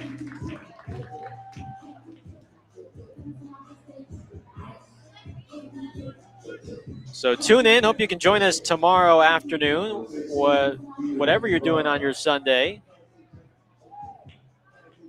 We will head back to Oakland Sunday night, off Monday, and then we will take the bus to Modesto Tuesday afternoon for a 3-game series against the Roadsters. First pitch to Ibarra is swung on and missed for strike 1. 0-1 on Ibarra. Right now, 81 pitches on O'Brien's tab right now. He's worked quite efficiently himself. 0-1. Fastball, knee high, called a strike. 0-2. Jeter is 2 for 3, a 2-run double back in the 5th. The 0-2 is fouled off down the left field line.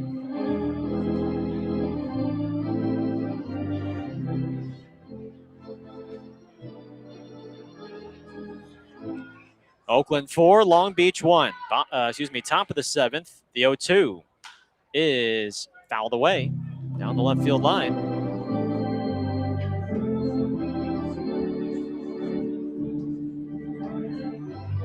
What a month Ibarra has had in August, coming into the game today with a .473 batting average in August.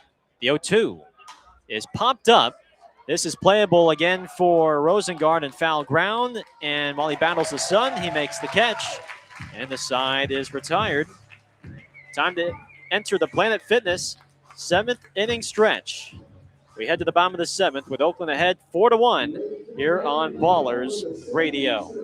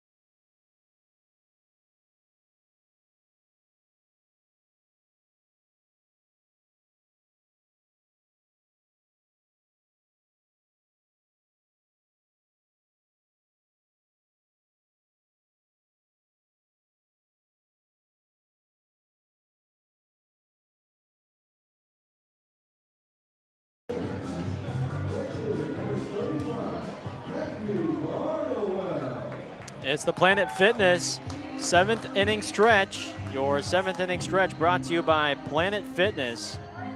As Oakland leads by 3, 4-1 our score. Matthew Bartowell leads off for the Coast against Ren Abe Arias.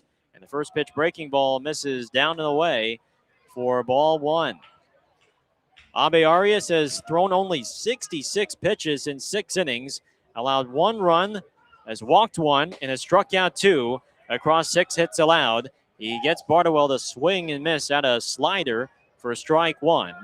1 ball and 1 strike. Bottom of the lineup, teed up for the Coast. Bartowell, Jablonski, and Whittle. The 1-1. Breaking ball, outside corner, called a strike, and it's 1-2. He's just been painting the corners beautifully today, Abe Arias, with every off-speed in his arsenal. Into the traditional Japanese windup, the 1-2. Fastball is low, off the mid of Smith. 2 balls and 2 strikes.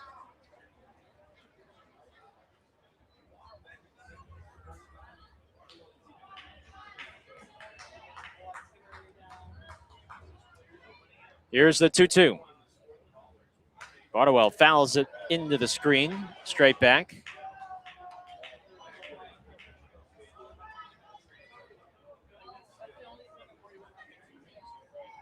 Long Beach has dominated this season series.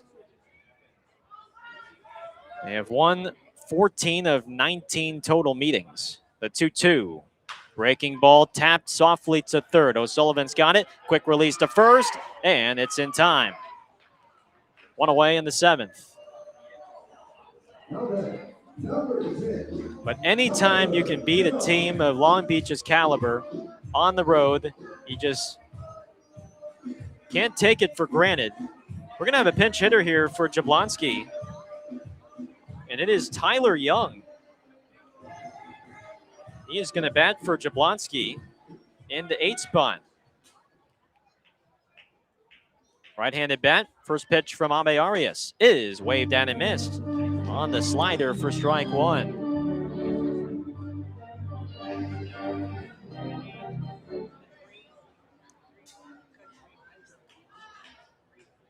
The 0-1 pitch. Breaking ball, outside corner, called strike 2. It's 0-2. Young, a second-year player out of Lehigh. He played for Yuba Sutter last season. Doylestown, Pennsylvania native. Is ready for the 0-2 from Abe Arias. And he swings and misses for strike 3 as he blows him away with the fastball, and it's foul tipped into the glove of Connor Smith for strike 3. Third strikeout for Abe Arias, and there's 2 down for Whittle. And remember, Abe Arias threw 130 pitches against the Ballers that first weekend of August. First pitch is a breaking ball down and away for ball 1.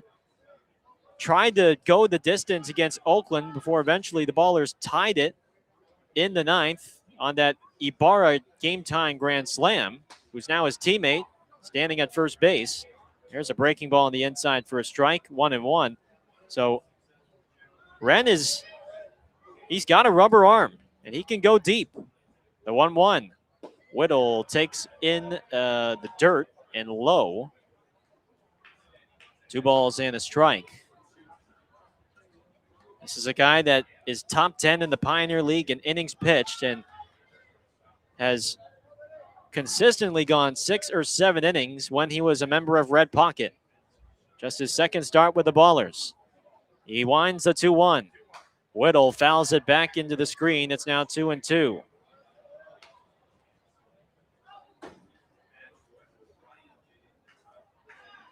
Four, 1 Oakland, bottom 7. The Ballers trying to even up this series and set up a rubber match for tomorrow afternoon.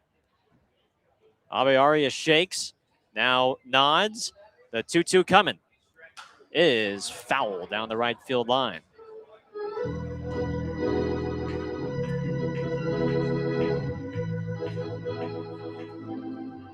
It's only at 79 pitches. This will be the 80th pitch of the day for Renabe Arias. He winds. He deals the 2-2. Breaking ball, grounded foul towards the Oakland third base dugout. And again, I can't see if there's anyone warming up in the Ballers bullpen because our view is obstructed, but I don't see a ball being tossed around or being thrown back by the catcher to the pitcher. So for all things considered, this is Ren's game. 2-2 pitch. Popped up. First base side, foul ground. Does Ibarra have room? He does not. It lands on the netting before ricocheting back onto the field of play. So Whittle is battling it out here with Abe Arias. Rookie catcher out of UC Riverside. 2 balls, 2 strikes. Here it is. And a breaking ball just misses low, and Connor Smith will use Oakland's last challenge, and it is just low. That was a good time to challenge a pitch, but, I mean, it just missed the zone by a fingernail. That's how close Smith was to overturning that call. Full count. Pelk on deck. 3-2 pitch is driven to deep right center field. Johnstone backpedals, still backpedals, makes the catch, and the inning is over. Abe Arias hustles back into the dugout. 7 innings of 1-run ball for the Japanese righty. And we head to the 8th. Oakland leads 4-1 on Ballers Radio.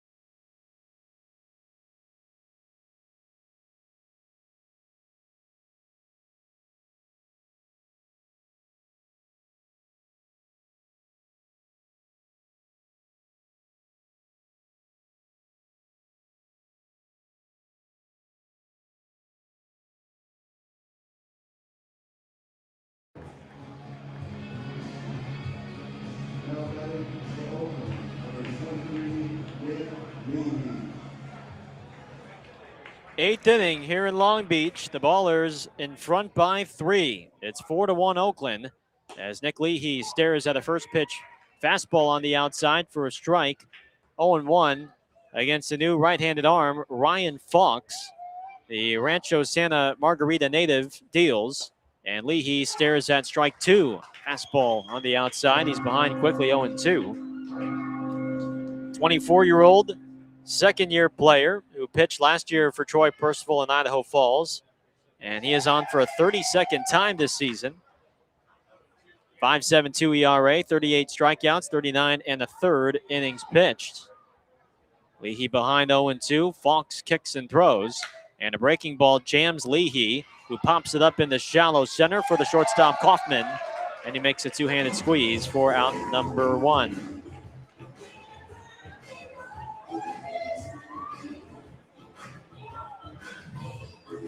They really like to push the Michael Jackson sound effects when Lee is at the plates.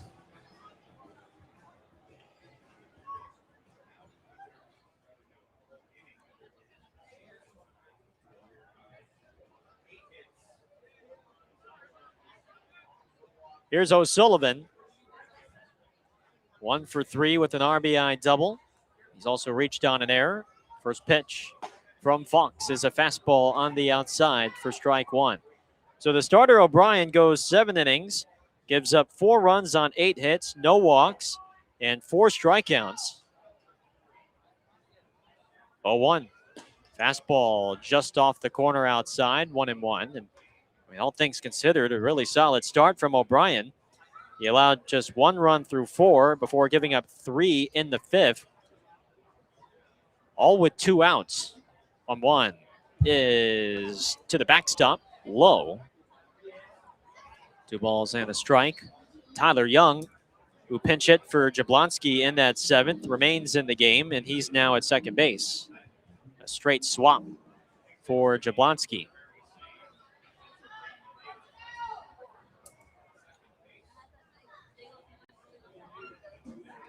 Fox rests at the belt. Now his 2-1. O'Sullivan pops it up. Right side of the infield for the first baseman, Vest, who is behind the ball, and he makes the grab. And there's 2 down for Connor Smith.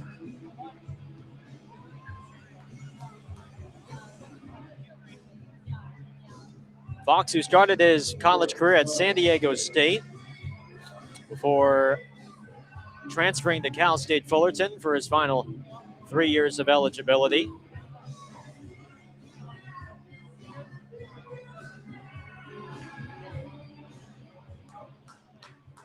Here is Smith. Right on right, first pitch is popped up. First baseman Vest maneuvers past the umpire, and he runs out of the room. That lands into the crowd for strike 1.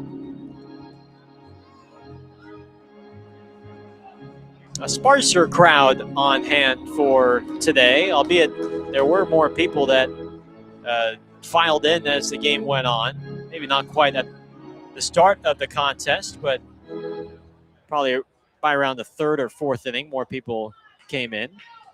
The 0-1 to Smith. Fastball misses outside.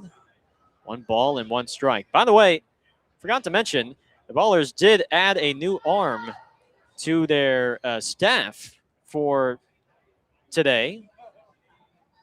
2-1. Excuse me, the 1-1 outside. 2 balls and a strike. And that would be the right-hander James Pazdera, a 6'3", 215-pound right-hander, 22 years of age from Quinnipiac. 2-1. Smith takes a strike down the middle. It's 2-2.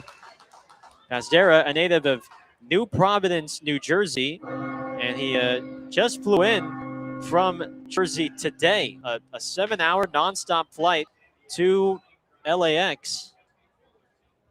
A 2-2 pitch way outside with a fastball. It rolls to the backstop. It's a full count.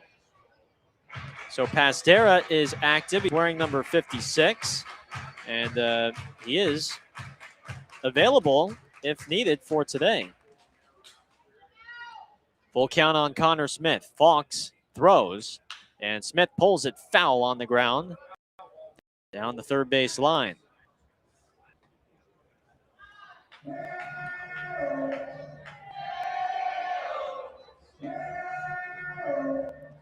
Not the first time we've had a couple of new pitchers meet us down here in Long Beach. I think Ahmad Harajli was one. Tyler Bates, Christian Diaz as well. 3-2 to Smith. Is grounded sharply into right field for a base hit.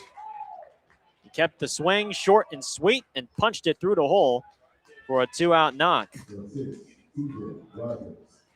And TJ Rogers will come up to the plate with 2 down and a man on first.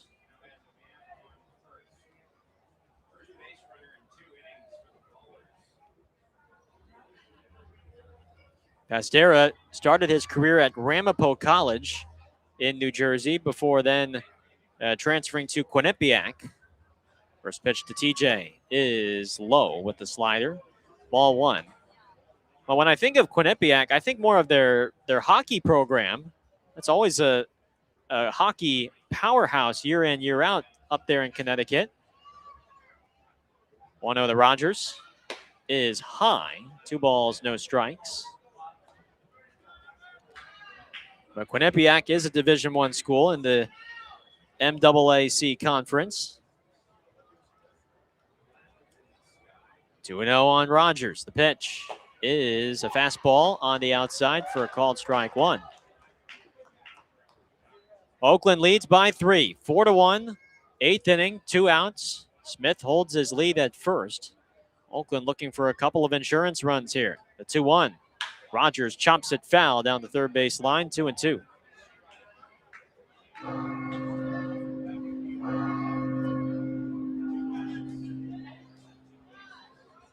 Oakland 4, Long Beach 1. Rogers today is 0 for 3. Fox comes set, now fires, and it's a breaking ball low and outside for ball 3. Ethan Crawford's on deck.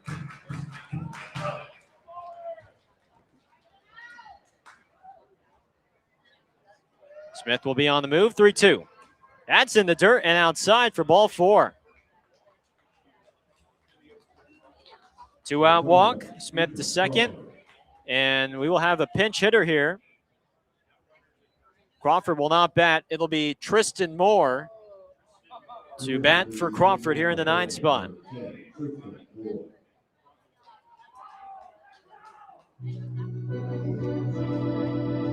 So Tristan comes off the bench. The lefty will face the righty Fox, and now here comes Jerome Williams. The pitching coach for Long Beach is going to talk. And boy, that looked like he pointed to the bullpen, but I think he was just instead confirming that the umpire saw him grant time. And usually Jerome does not make pitching changes. That is Troy Percival's responsibility.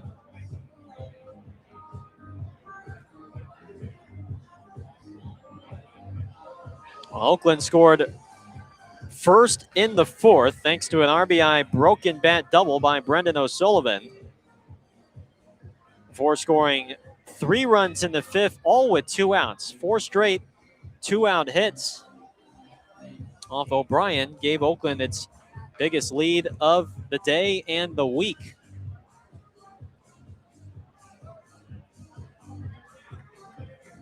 And again, after today, just 19 games left in the regular season. After this weekend, 3 weeks left in the regular season. Here's Tristan Moore. First pitch is in the dirt and blocked nicely by Whittle for ball 1.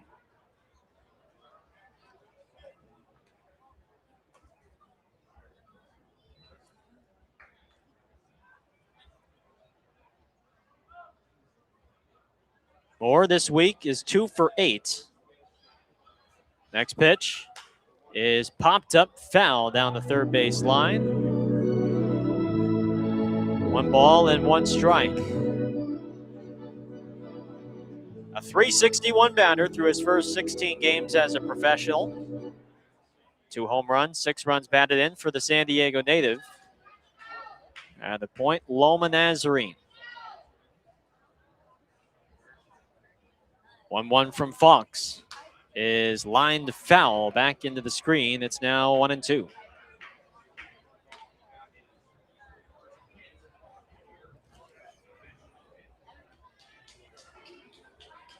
Logan Johnstone's on deck. 3-run lead for Oakland. The 1-2 to Moore is chopped to first. Gloved by Vest, and he steps on first to end the inning. The Ballers threaten in that 8th. A 2-out single and a walk, but they are left stranded. And we head to the bottom of the 8th. Oakland leads 4-1 on Long Beach here on Ballers Radio.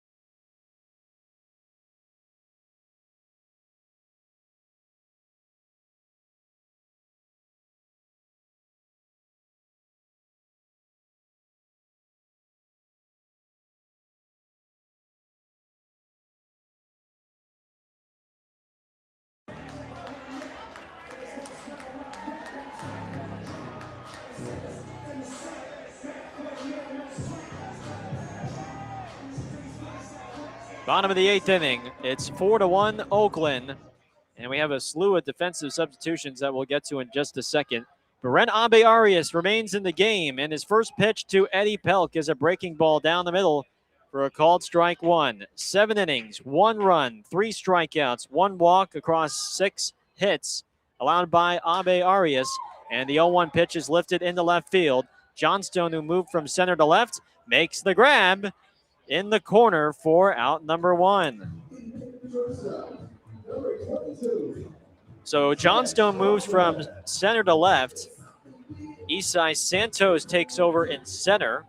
Jake Allgaier moves from left field to third base. And Brendan O'Sullivan moves from third base to second, which means Nick Leahy is out of the game. Here's the first pitch to Kaufman. Breaking ball chopped to third. Allgaier has it, throws to first in time. 2 quick outs for Ren Abe Arias here in the 8th. And here's Cuba Bess. We've had one baller go the distance this year, and that was Griffin Smith against Boise a couple of weeks ago. And with the way Ren Abe Arias is pitching, I mean, he might be trying to go the distance today. First pitch to Bess is waved and missed on a high fastball, strike 1. The other element here that's a little interesting is that Abe Arias now in the shadows, and Cuba Bess is standing a little bit in the sun. There's a little sliver of sunlight in front of the plate. It could be affecting some of the hitters. 0-1. Breaking ball is outside, ball 1. The ball starts out in the shade, and then at the very last second as it crosses the plate, then is back into the sun. 1-1 pitch. Bess swings and misses at a slow changeup, and it's now 1-2. His grandfather has his hands on his knees. He's out of his seat, watching very intently to his grandson. 1 out away from 8 strong. 1-2 is down low. Bess started his swing, but held up. 2 balls and 2 strikes.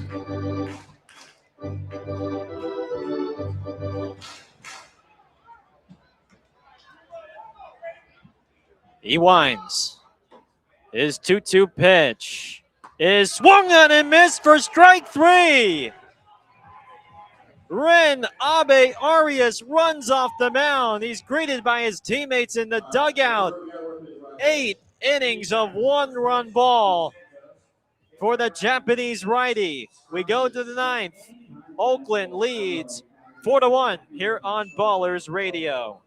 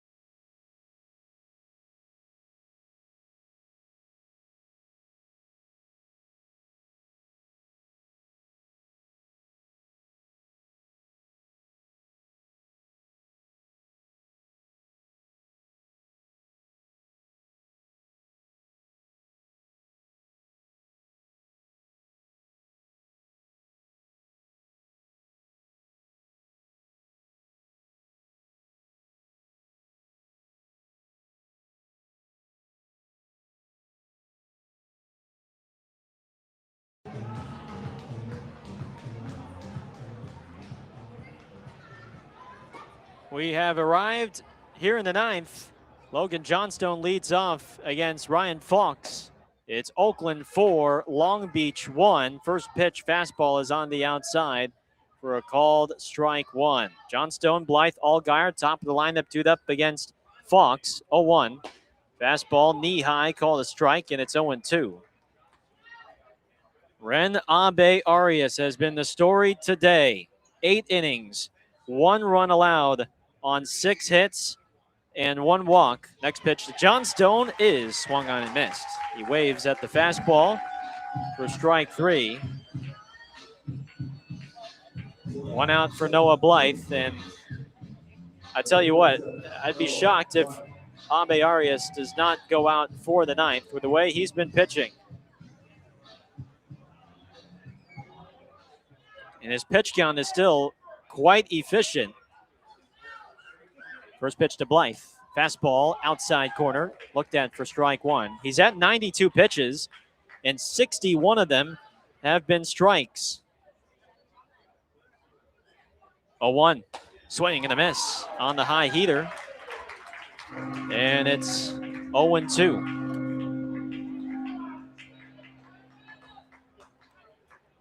Blythe has doubled and singled. He's 2 for 4. 0-2 pitch. Got him swinging. Strike 3. He gets Blythe on the breaking ball, and that's 2 very quick strikeouts for Ryan Fox. 2 out for Allgaier. Well, the longest start that Abe Arias has delivered in his pro career was against Oakland when he went 8 1/3 innings. He came 2 outs shy from a complete game, but the Ballers rallied from behind to score 4 on that Jeter Ibarra grand slam. First pitch to Allgaier, sent to deep left center. It's got a little bit of carry, but Corona runs it down in the gap just shy of the wall, and the inning is over. Is Ren Abe Arias coming out for the 9th? His teammates are looking at him, I believe, in the dugout, and why not? Let him try and close it out. The bottom of the 9th is coming up. The Ballers 3 outs away from snapping a 5-game losing streak. He's coming out to the mound. Ren Abe Arias, a chance for a complete game after this here on Ballers Radio.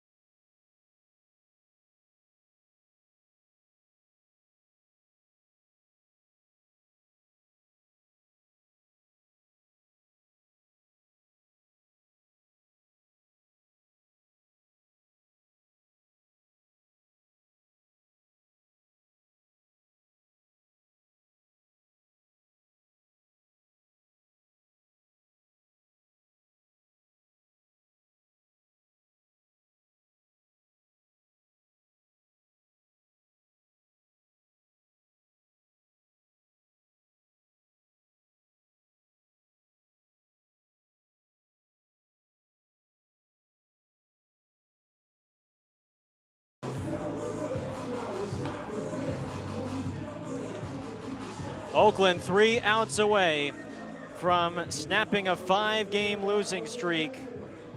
It is a 4-1 Ballers lead as we go to the bottom of the 9th. And Ren Abe Arias has a chance to do something that he has never done in his pro career, and that is throw a complete game. He came 2 outs shy of that back on August the 2nd against the Ballers, only for the Ballers to break his heart with a game-tying grand slam by Jeter Ibarra. Here's the first pitch to Vest. It's a breaking ball up and away for ball 1. Ibarra is now his teammate at first base, and Abe Arias 3 outs away from a complete game against the playoff-bound Coast. The 1-0 to the lefty Vest is a breaking ball on the outside for a called strike. It's 1-1. 8 innings. 1 run, 6 hits, 1 walk, 4 strikeouts for the Japanese righty. The 1-1 is a breaking ball high. 2 balls and a strike. 92 pitches for the righty entering the inning. 2 balls and a strike. The pitch. Fastball down the middle, called a strike, and it's 2-2. Vest has driven in the only run for Long Beach with a fielder's choice grounder to the shortstop, Rogers. Abe Arias nods. The 2-2 coming. Is swung on and missed for strike 3. Punches him out with a changeup. His 5th strikeout of the game, and there's 1 down in the 9th.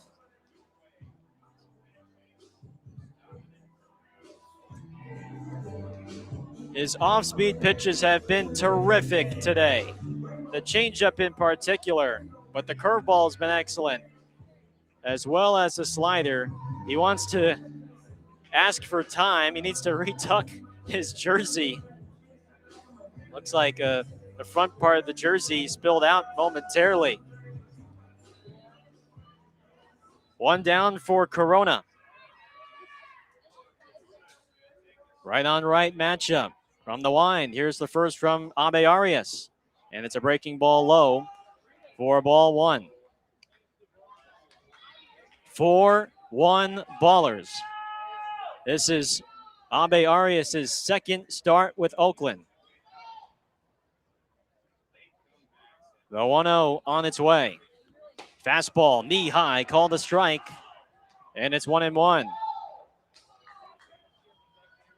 24-year-old from Yamagata, Japan. First time pitching in the States in his career. The 1-1. Breaking ball lined in the right center field, and that drops in for a hit.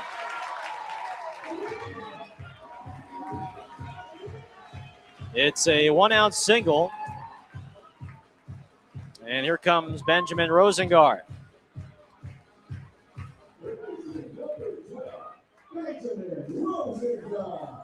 Looks like there is a reliever warming up in left just in case.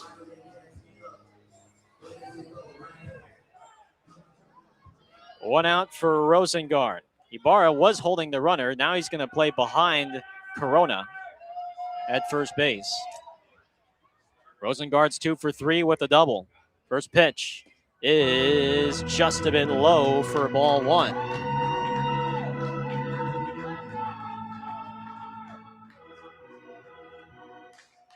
...101 pitches on the day for Abe Arias.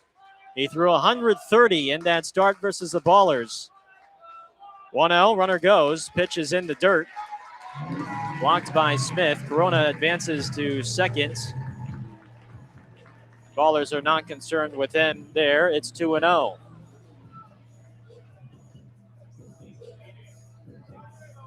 It's Long Beach now trying to force a knockout round or even better, a walk-off win. They need one more man on to put the tying run to the plate. 2-0. A show a bunt and a fastball that misses outside for ball 3.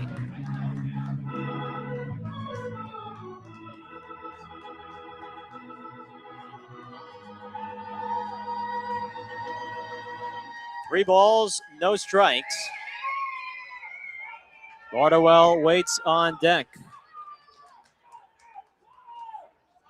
Wren comes set at the belt. Now throws.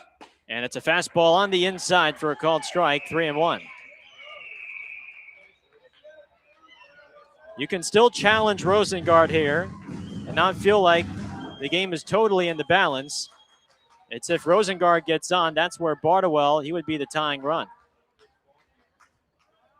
3-1 is, it looked good. Just a bit low, and man, that's another one that Ryan Blakeberg misses below the zone based off the TrackMan that we have. But the Ballers are out of challenges, and it is a walk. The tying run is now at the plate, and what is Aaron Miles going to do? He's staying in the dugout.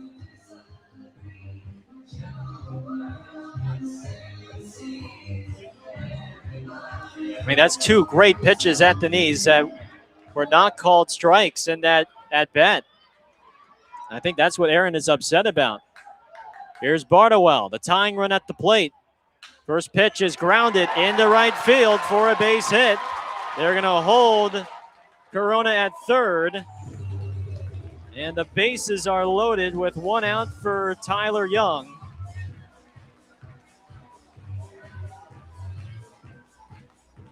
Here comes Jimmy Diedrich, the pitching coach. And now Aaron is going to come out as well. We're going to have a defensive substitution in the middle of a mound visit. Mitchell Sanford is going to replace Blythe in right. And this is just a mound visit to talk with Abe Arias and maybe give the bullpen a little bit of time. But he is not going to be taken out just yet. Who is being taken out is Blythe.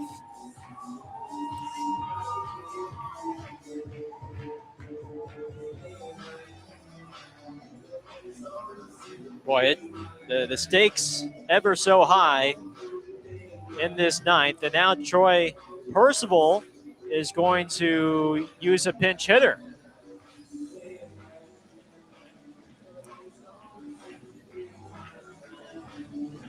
Who's he going to pinch hit Tyler Young for? Looks like it is Jackson Bird, the two-way player. He not only comes out of the bullpen, but he also can hit. Rookie out of UC Riverside will bat for Tyler Young.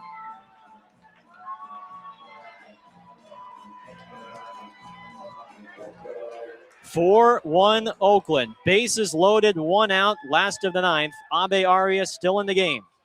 Pitch 107 first is a called strike. A cutter on the outside. It's 0-1. And we'll also have a pinch runner.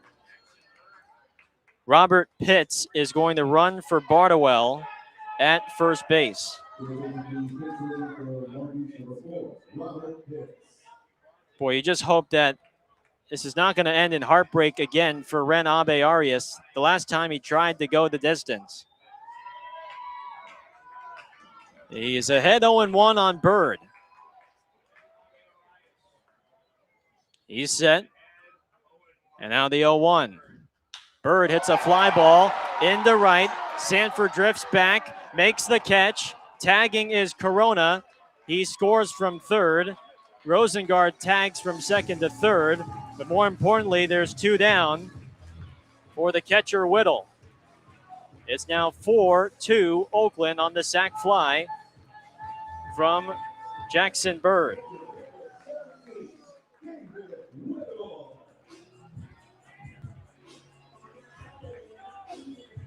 Abe Arias is 1 out away from doing something he's never done in his professional career, and that is throw a complete game. It's Whittle at the plate.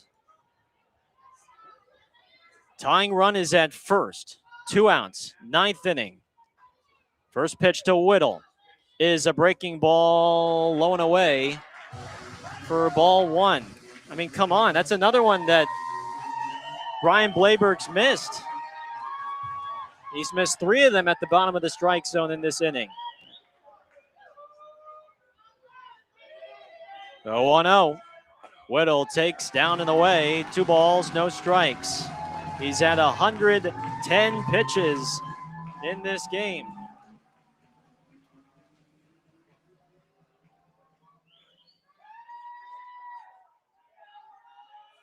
Two 2-0. The pitch is a fastball on the inside for a strike. That one barely clipping the zone, and now we have a challenge from Whittle. And it was a ball. Oh my goodness. How close did he have to miss that? You got to be kidding. And now Aaron Miles is telling, I think, Ryan Blayberg, hey, that's just ones that we've missed the past couple of pitches. I mean, that is by another fingernail just high and in for ball 3. 3 balls, no strikes on Whittle. The pitch is popped up in the shallow right. Long run, Sanford. He slides, and it's a foul ball. It is just foul. And if that ball stayed fair, this game might be tied because that spelled trouble. A blooper down the line in the no man's land. Sanford went into a slide and did not make the catch, but the ball just landed foul. It is 3 balls and a strike here on Whittle. Rosengard's at third, Pitts at first. He has good speed.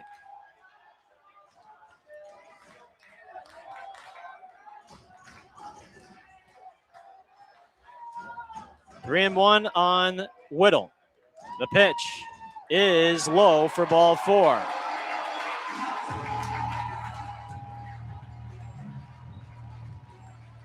They are loaded for Pelk. And now here comes Aaron.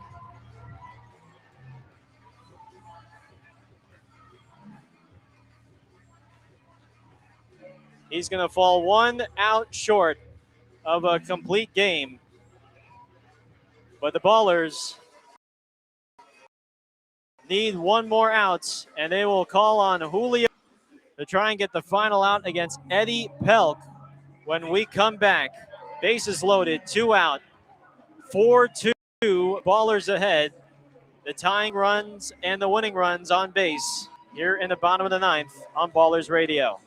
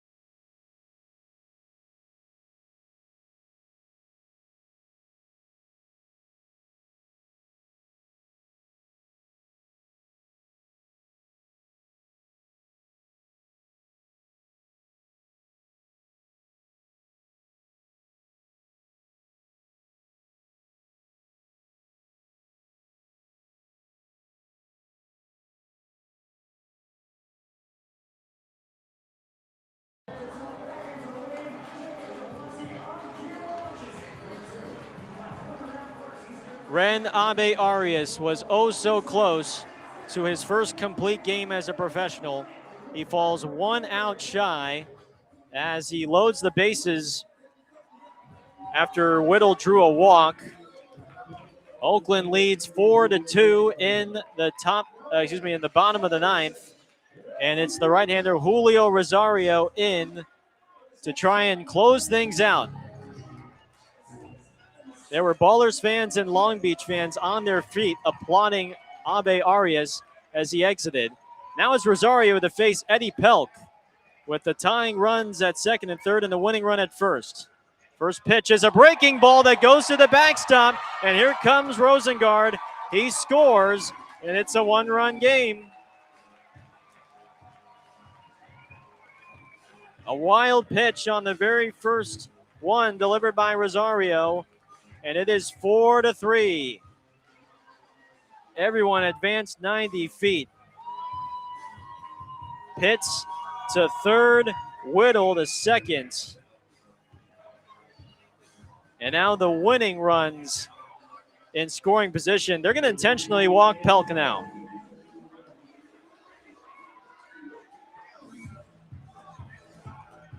Pelk has been intentionally walked.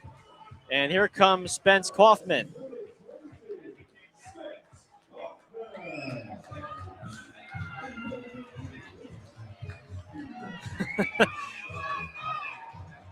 Just an ominous feeling. But can Rosario close it out? First pitch is up high with the heater for ball 1. Now the risk that you run into when you load the bases and intentionally walk Pelk, now a walk could bring home Pitts and tie the game.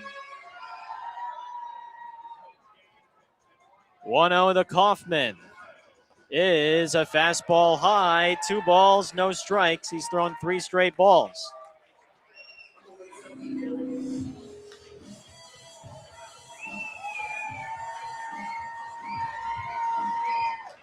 Oakland 4, Long Beach 3. 2-0 pitch is outside, ball 3, 3-0.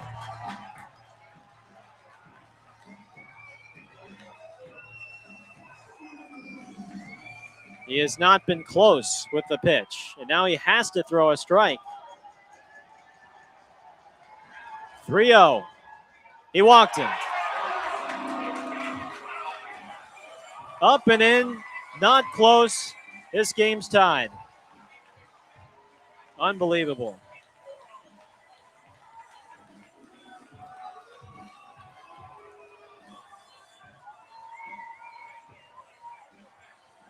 Long Beach has scored 3 in the bottom of the 9th to tie this game at 4, and now Cuba Best can serve as the hero for a second straight game.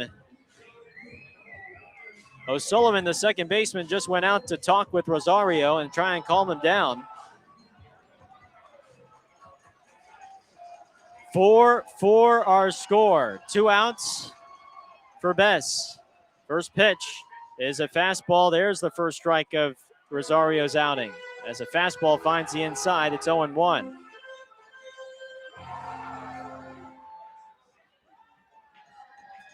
Rosario holds at the chin. The 0-1 pitch is fouled straight back, and it's 0-2.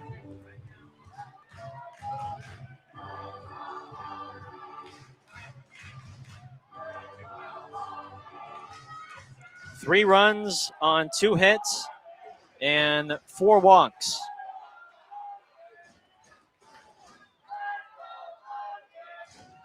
He holds at the chin. Now the 0-2 is waved down and missed for strike 3. And that will end it through 9. And for a second straight game, we are going to a knockout round. 4-4 through 9. A knockout round is coming up next. You're on Ballers Radio.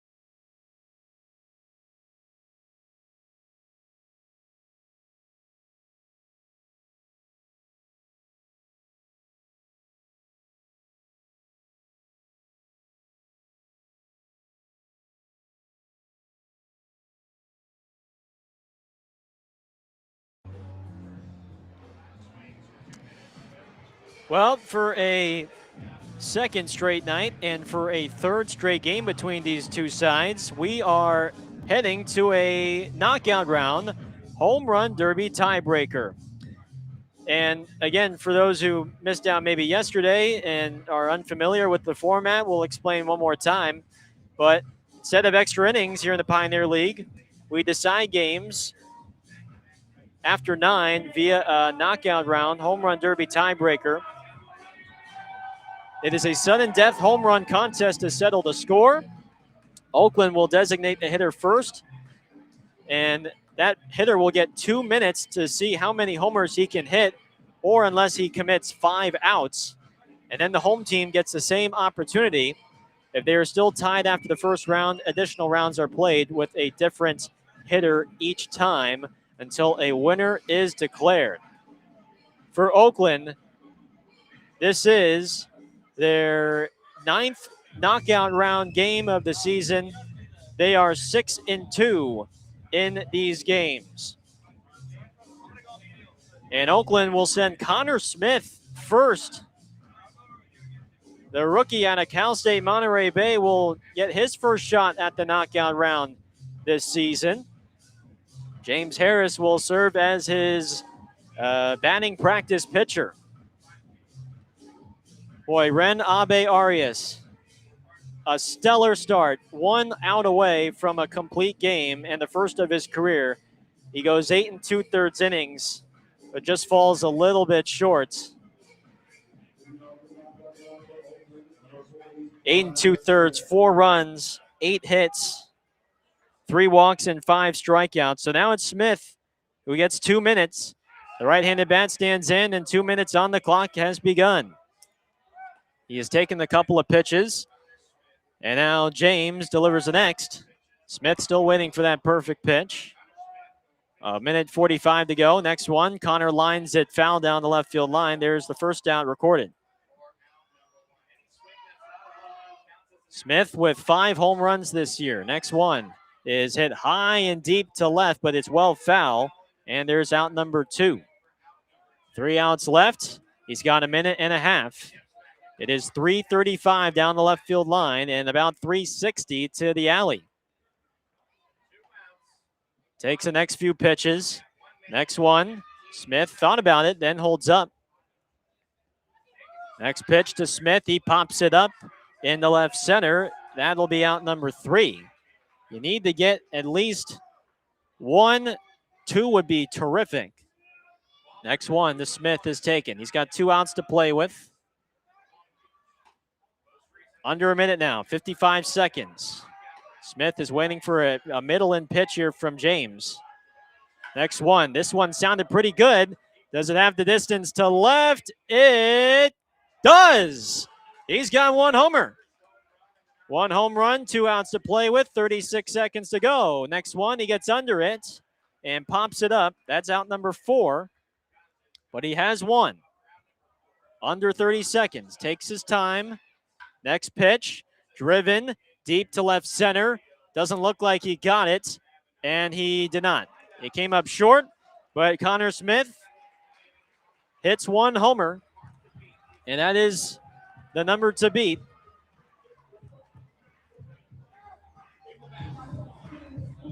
So 1 home run from Smith. Here comes Cuba Bess, who won it last night on just 1 swing.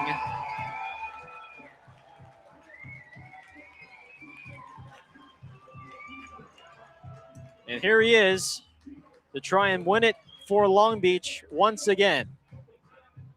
Johnny Pappas, the catcher, will serve as his batting practice pitcher. Cuba Bess is Long Beach's home run leading hitter, 22 this year. And he will have 2 minutes to either tie and extend this knockout round or win it with 2 home runs. So Bess, we're just waiting for him to get into the box. I think we're ready. What's the holdup? Did the lights go out? What's going on?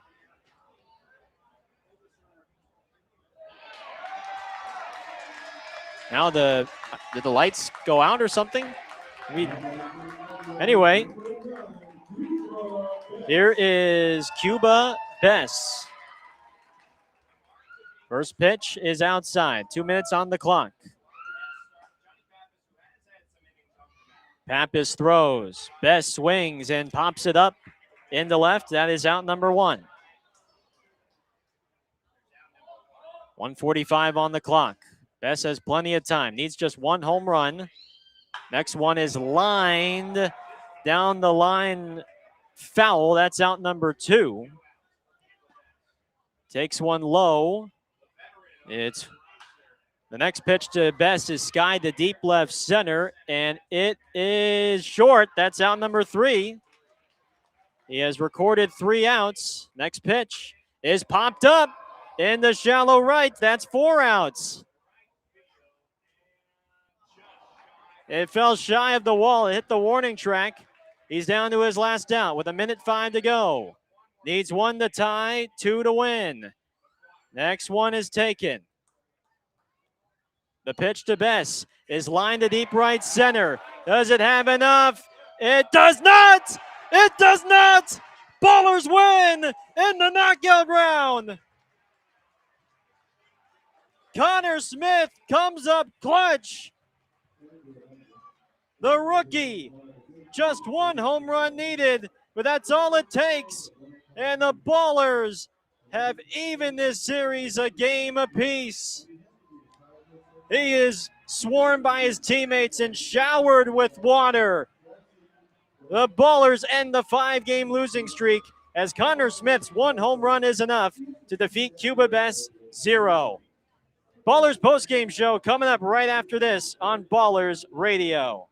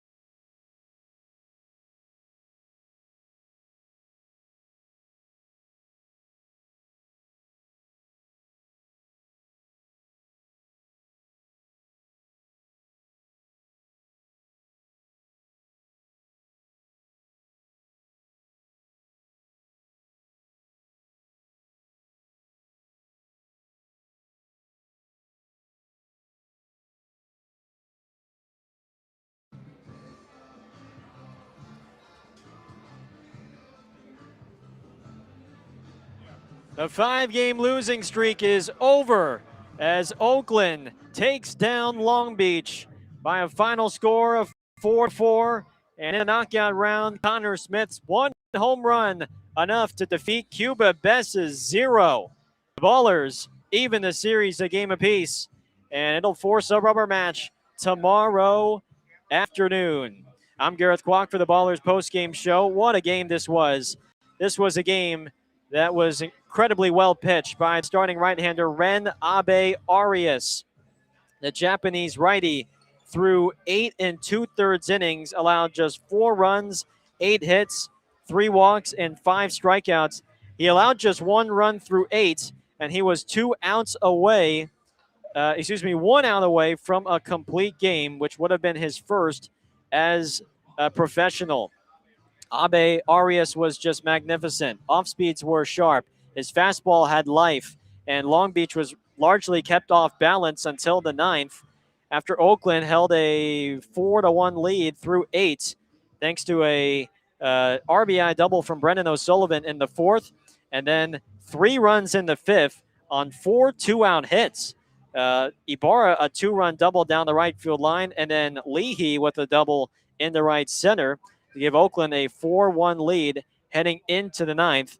After Corona singled with 1 out and Rosengard drew a walk, Bardowell singled to load the bases before Jackson Bird hit a sacrifice fly to bring home Corona. But after walking Whittle and Arias well over 110 pitches on the day, he was taken out for Julio Rosario, who delivered a wild pitch, and that allowed a third Long Beach run to score, making it 4-3 Oakland. An intentional walk loaded the bases, and then he faced Spence Kaufman with 2 outs and the bases loaded, needing just 1 more out. And he walked Kaufman on 4 pitches, which allowed the tying run to score. And with the game in the balance, Rosario bent but did not break after striking out Bess to force a knockout round for a second time this weekend and a third straight time between these two sides. And in the knockout round, Aaron Miles called on Connor Smith, the rookie out of Cal State Monterey Bay, to try and win it for Oakland. He recorded his first 3 outs within about a minute and a half, but then he homered to deep left center. That was his one and only homer of the game, of the knockout round, before eventually Cuba Best took his chance in the knockout round. And after he clobbered the home run yesterday on 1 swing, he was human today. 4 outs recorded within the first 45 seconds. And he lined out to right center to the warning track to end it as Oakland wins it 4-4 and 1-0 in the knockout round. What a win for the Ballers. They remain strong in these types of games, 7-2 in these knockout round games, and they now set up a chance to win in Long Beach for a second straight series. Final score again, Oakland 4, Long Beach 4. We'll take a look at some scores when we come back here on the Ballers Radio.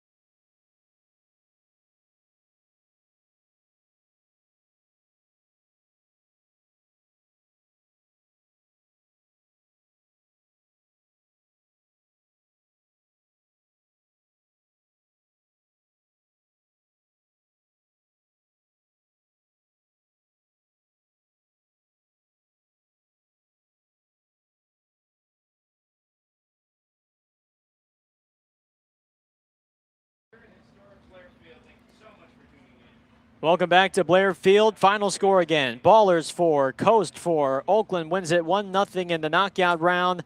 Connor Smith's 1 home run enough to take down Cuba Bess's 0. We take a look one last time at some scores around the Pioneer League. Everyone else should be in action by now. And beginning in the bottom of the 6th, it's 3-2 Ogden on Idaho Falls. Great Falls leads 1-0 on Missoula in the bottom of the 1st. Billings holds a 6-1 lead on Glacier in the bottom of the 5th. Boise leads 4-3 on Red Pocket in the bottom of the 4th. And last but not least, Yuba Sutter leads 3-1 on Modesto in the top of the 3rd. All right, it's a rubber match for tomorrow afternoon. The Ballers will send the lefty Reed Butts to the mound. He'll come off the injury list to face the right-hander Jack Martin for Long Beach. First pitch is at 1:05. We'll have the Ballers pregame show at 12:50 right here on Ballers Radio. A chance for Oakland to win its 2nd consecutive series over Long Beach on the road. Hope you can join us tomorrow afternoon at 1:05. That's going to do things for us here from Long Beach. For Tyler Peterson, I'm Gareth Kwok saying so long. Final score again, Oakland 4, Long Beach 4. Connor Smith's 1 homer defeats Cuba Bess and his 0 homers in the knockout round. Enjoy the rest of your Saturday night. We'll talk to you all tomorrow. But until then, so long, everyone.